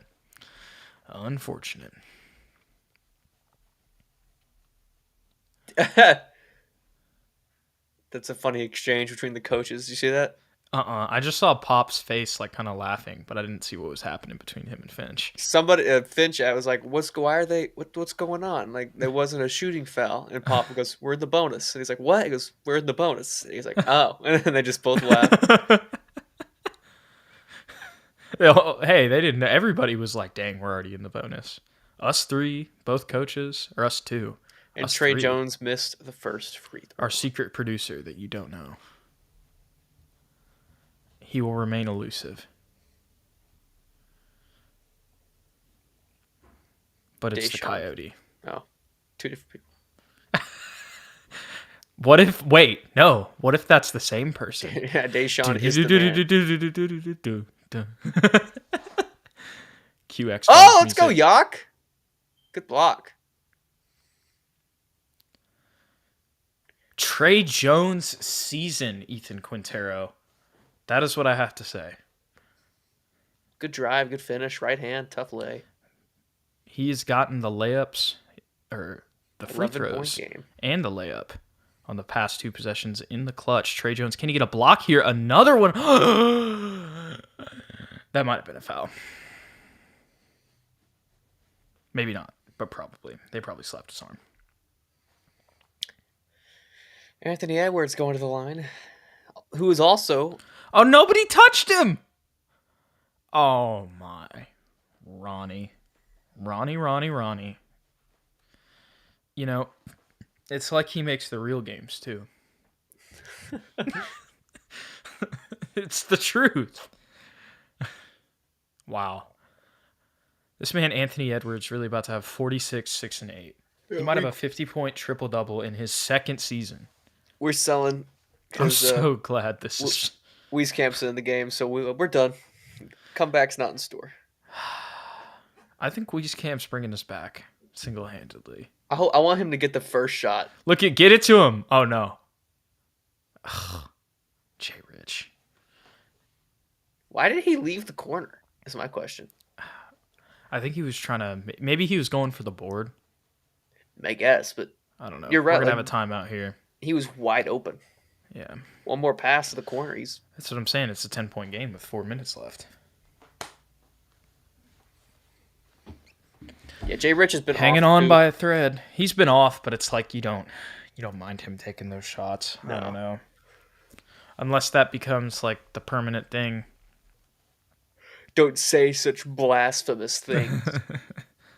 Do y'all see? Or wait, no, y'all wouldn't see this. I mean, maybe some of you were watching, but the the clapper things, the big straws that they have at games that like people clap together. You know what I'm talking about? Yeah. The inflatable, yeah. So they have those, but they're like Jack Link's jerky sticks. That's awesome. That's what they look like. Yeah, they're slapping them right now on the Minnesota broadcast. It says original and like 100% whatever free. I don't even know, but that's funny. That's the best use of those I've seen.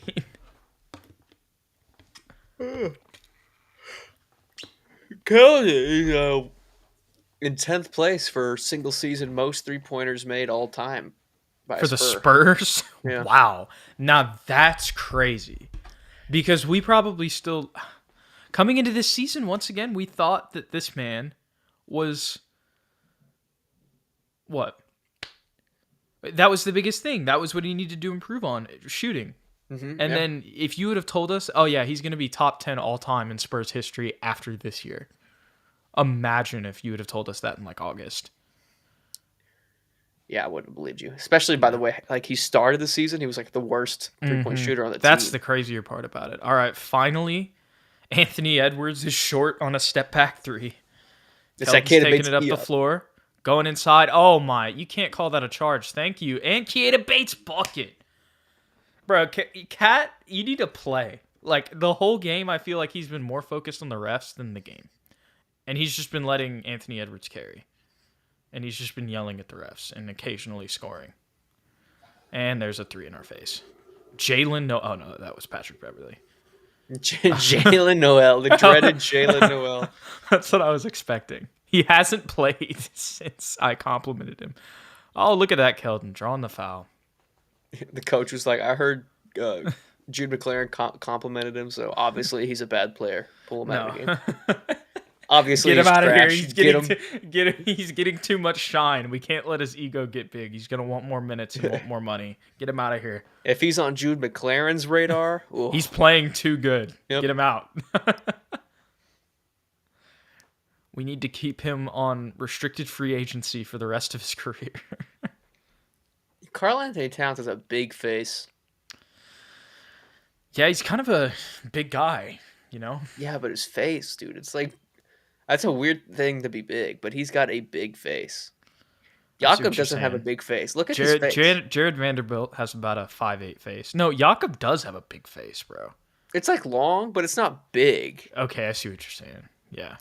Cat has a big face. Why are you? I'm just curious. I just looked at him and I was like, that is a big face. Big face, man. Big face cat. That's his new nickname. Like his face covers 90% of his head. Yeah, 90% of the screen. Yeah.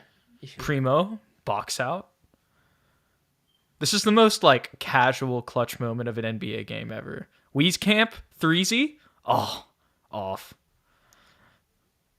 That would have been so nasty if he would have cut it to 10. Dude, his 3-ball falls so much in G League, and then he never makes it. Wait, do you see who's coming off? Do you see who's coming off the bench, Ethan? Kakak! He's coming in. He's coming in just when we need him. Who's he We're with? coming in to take it out. Keldon off the dribble and one. Oh, they didn't give him the and one, but still got the bucket on Cat. Down by 11, he's coming in with Zach Collins. I saw a white guy, and I was like, who's coming in? What? That's Jack Lawndale. Yeah. It looked like Doug McDermott at first. That's why I was like, is he Doug's back? coming in. We're desperate. Oh, could have been the dagger there.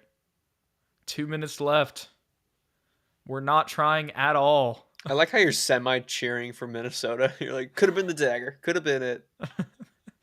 That's just the reporting voice or the anchor voice. You got to kind of be excited. I don't know. Oh, my God. Bates D up. All right, this is Raps. No, he's clearing out because it's a one-on-one with Jakob. Why are we allowing this to happen? Come on, Yak. That's such a late foul call, bro. Oh, my Lord. It's so funny because we just let the time go. Like we actually if this was a playoff game, we would have played this so differently. Yeah. But in this game, we're just like, literally the games don't matter anymore. We'll just run this possession. If I was Jakob, honestly, the amount of disrespect Anthony ball don't lie. That's what I gotta say. The amount of disrespect Edwards just showed me, like literally clearing everybody out, pulling me all the way out. I would just, as soon as he jumped, I would have shoved him as hard as I could out of the air. Raised my hand like, that was a foul, that was a foul.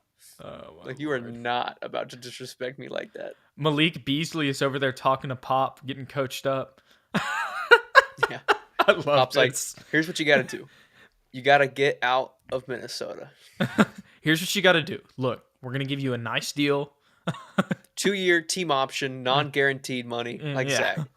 Just like Zach, and you're going to be a star. You're going to make all of that $7 million. And look at that. Is Zach getting an and one on this? No way. Oh my! We're going to cut it to single digits with the minute 21 left. Let's go, Zach. Clutch up, Zach. And we're not even we're so obviously not even trying to win right now. Dude, Zach kind of looks like the ants from the movie Ants. He drains it. 9-point game, boys. 120. You feel me though? I can't remember what they look like, but all I can think of is the kid in the backyard in Toy Story. Oh no. Oh no. Anthony Edwards, he can't dagger. Get the board, Wheezy. Let's go. Can we come back? Primo, driving inside. Lackadaisical coverage on Cat. 116, 123. Is this a 7-point game? Yeah. 45 seconds left, y'all. Oh, my Lord. Oh, Anthony Edwards. He can't hit the dagger. Oh, you got to get the board. No, he's going to try again. He missed. Yes. Zach almost traveled. He might have traveled. Primo, pull up. Dunk, Primo. Oh, he made it. 118, 123. They're not even counting the basket. It went in. Why aren't they adding it? Is he really jacking that ball up? What is happening right now? Go, Weezy, go! I was so confused. I didn't hear you talking for a second. Pat Bev was down there still? He just came out of like nowhere and fouls Weezy. Anthony Edwards just did the same step back move like 7 or 8 times and missed 3 of them. Yeah, they finally added it. I thought that maybe my internet went out because I didn't hear you, and then the score wasn't changing, but they were playing, but it looked like the same shot. Because that's crazy. That step back by Anthony Edwards, he got separation every time. He missed, but wow. No, we're getting free throws? Yeah. No, Weezy. Oh, Weezy. No. He missed. Oh. No. Oh, that would have been so good. Weezy. We would have had a chance, man. Oh, we still do, but that would have like given us a legitimate, like, we're down 3. Oh, we're just letting him shoot. We don't even care. Well, now we do. We tried to get a steal. Now it's going to free throws, though, because they're in the bonus. That's actually worse for them. I mean, obviously they could just make it and kind of ice things, but like, if you just miss both, like, we can just foul you. Did I not say at the beginning of the game that Devontae Kaycock was key? My boy just single-handedly led a 12-point comeback. As soon as before he even came in, as soon as he was going to come in, that's when things changed. The team was like, here he comes. Like, our Lord and Savior is coming. Guys, everybody play. And AT, or I keep calling him AT. Anthony Edwards knocks down that one. Now they're fouling us. Oh, they don't want threes. Okay, that makes sense. You might as well. I mean, I don't know. Primo. I'm actually surprised. Why did they foul us? Yeah, I mean, they don't want threes. That is weird. It's weird, but it's just because we had to go full court. Because then we would have taken more time off the clock. Because we're fouling them regardless. I don't know. Make one, miss the second, get that rebound, kick it out for 3. Kaycock for 3. Yeah, Kaycock for 3. And 1. Gets a 4-point play. Ball game. Yep. Overtime. What did I say? I said if they could come back and make this interesting, I'd be happy. And they definitely have. Devontae hook shot from 3-point land. I don't think I ever really thought that they were going to win, but no. I didn't. There were points where I did not think it would be a 4-point game, for sure. So, he made both. Oh, that's 5 seconds. No way. Let's go. On Cat. What a bum. Let's go. Pop's like, are we really about to stay in this game, guys? He's like, come on. He's like, no, guys, it doesn't matter. We're playing the Pelicans. He's like, I've got dinner plans. We're playing the Pelicans, guys. Like, even if you win every game, it doesn't matter. God, like, he does not look. No, like, nobody's into it. We didn't game. play. I was saying it earlier. We didn't even, like, if it was an actual game, our game plan would have been completely different, like, at the 120 mark. We've just been casually playing this game, and the Timberwolves have just let us back in. Pop's not even drawing up a play right now. He's just drawing a picture. He's, like, coloring it in. He's just drawing Greg Monroe's face. He's like, this is the kind of man I He's want. like, I'm so glad to see him back. Writes I heart Greg Monroe on the thing. Why are we in this game, honestly? Like, this is horrible. This is pretty funny. The amount of offensive rebounds they had and just kept giving it back to Anthony Edwards. He kept shooting it. Oh my gosh. And, you know, our man RR210, who came in like the first quarter and has been here. Appreciate you, my guy. How many free throws have we missed? We've missed enough to be winning. Yeah, we've missed so many free throws. Like, that's the crazy thing. It is abysmal. No, my stream. Come back. He has 49 right now. Anthony Where are we Edwards. at? What's happening? 8 seconds remaining. They're walking onto the court. Okay, I got it back up now. Wieskamp. I love how we're in this game and we have our lineup right now is Primo, Trey Jones, Wieskamp, Keita Bates, and K-Cock. Dude, it's the Fab Five. It's the Fab Five. The this ridiculous is so five. Weird, dude. No, Primo's open. Oh, Wheezy. Splash. No, it just rims out. Oh, wow. No. Wow, that's so unfortunate. That should have gone in. Imagine we hit the 3. We should have given it to Primo. If Wheezy hit his free throw too, then it would have been a tie game with the 3. Come on, Wheezy. That would have made it a 2-point game. Guess who's walking home? Wheezy. From Minnesota. Yeah, all the way from Minnesota. I hope you know some people, Wheezy. He was like, I'll find some people when I get to Iowa. Yeah, exactly. When I see the cornfields, I'll know that I'm home. Will Cat make this free throw? Yes. All right, GG. 3.5 seconds left. Good stuff, boys. Absolutely no reason to make this a close game. Absolutely no business making this a close game in the final 10 seconds, but you made it happen, and it was all because of Devontae K-Cock. As soon as he took his sweatpants off, that, revealed that K-Cock magic was revealed. Get it? I was gonna say that, they're actually warm-ups that they wear on the bench, but as soon as he took the warm-up shirt off, you knew that this was going to be a close one. Oh, Primo buzzer beater for no reason. Dagger. Oh, it should have gone in. All right, 127-121. The Spurs end up losing this one. And Anthony Edwards has a monster night. But like I said, honestly, with the way this game went, what a roller coaster. Still a pretty good performance with DeJounte out. This is a playoff team. Yeah. I'm happy with it. I mean, we just made so many mistakes. The fact that it was a 6-point game is just nuts. Yeah, that's pretty wild. So I think that's a testament to kind of how much these games matter right now. This is actually a really important game for the Wolves. It doesn't really matter at the end of the day because the Nuggets are winning, but if they can get out of the play-in, so this still means something for them. For the Spurs, doesn't matter at all because we're playing the Pelicans whenever we're playing them at 8:30. April 13th, I believe. April 13th, yes. Next Wednesday, about a week from now. And a week from now. And to now. I don't know. I was trying to combine today or now. I don't know. Anyways, Spurs don't want Edwards to get 50 points.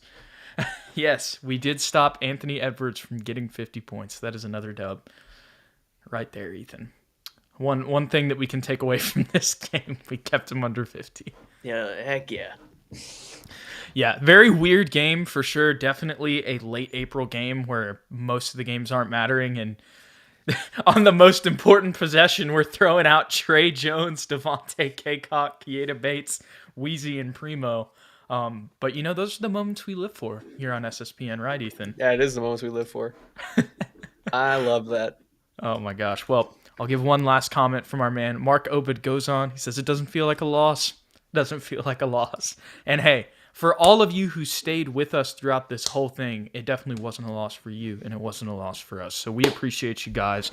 Got the 9th spot in the draft and deny a 50-point game. Moral victory.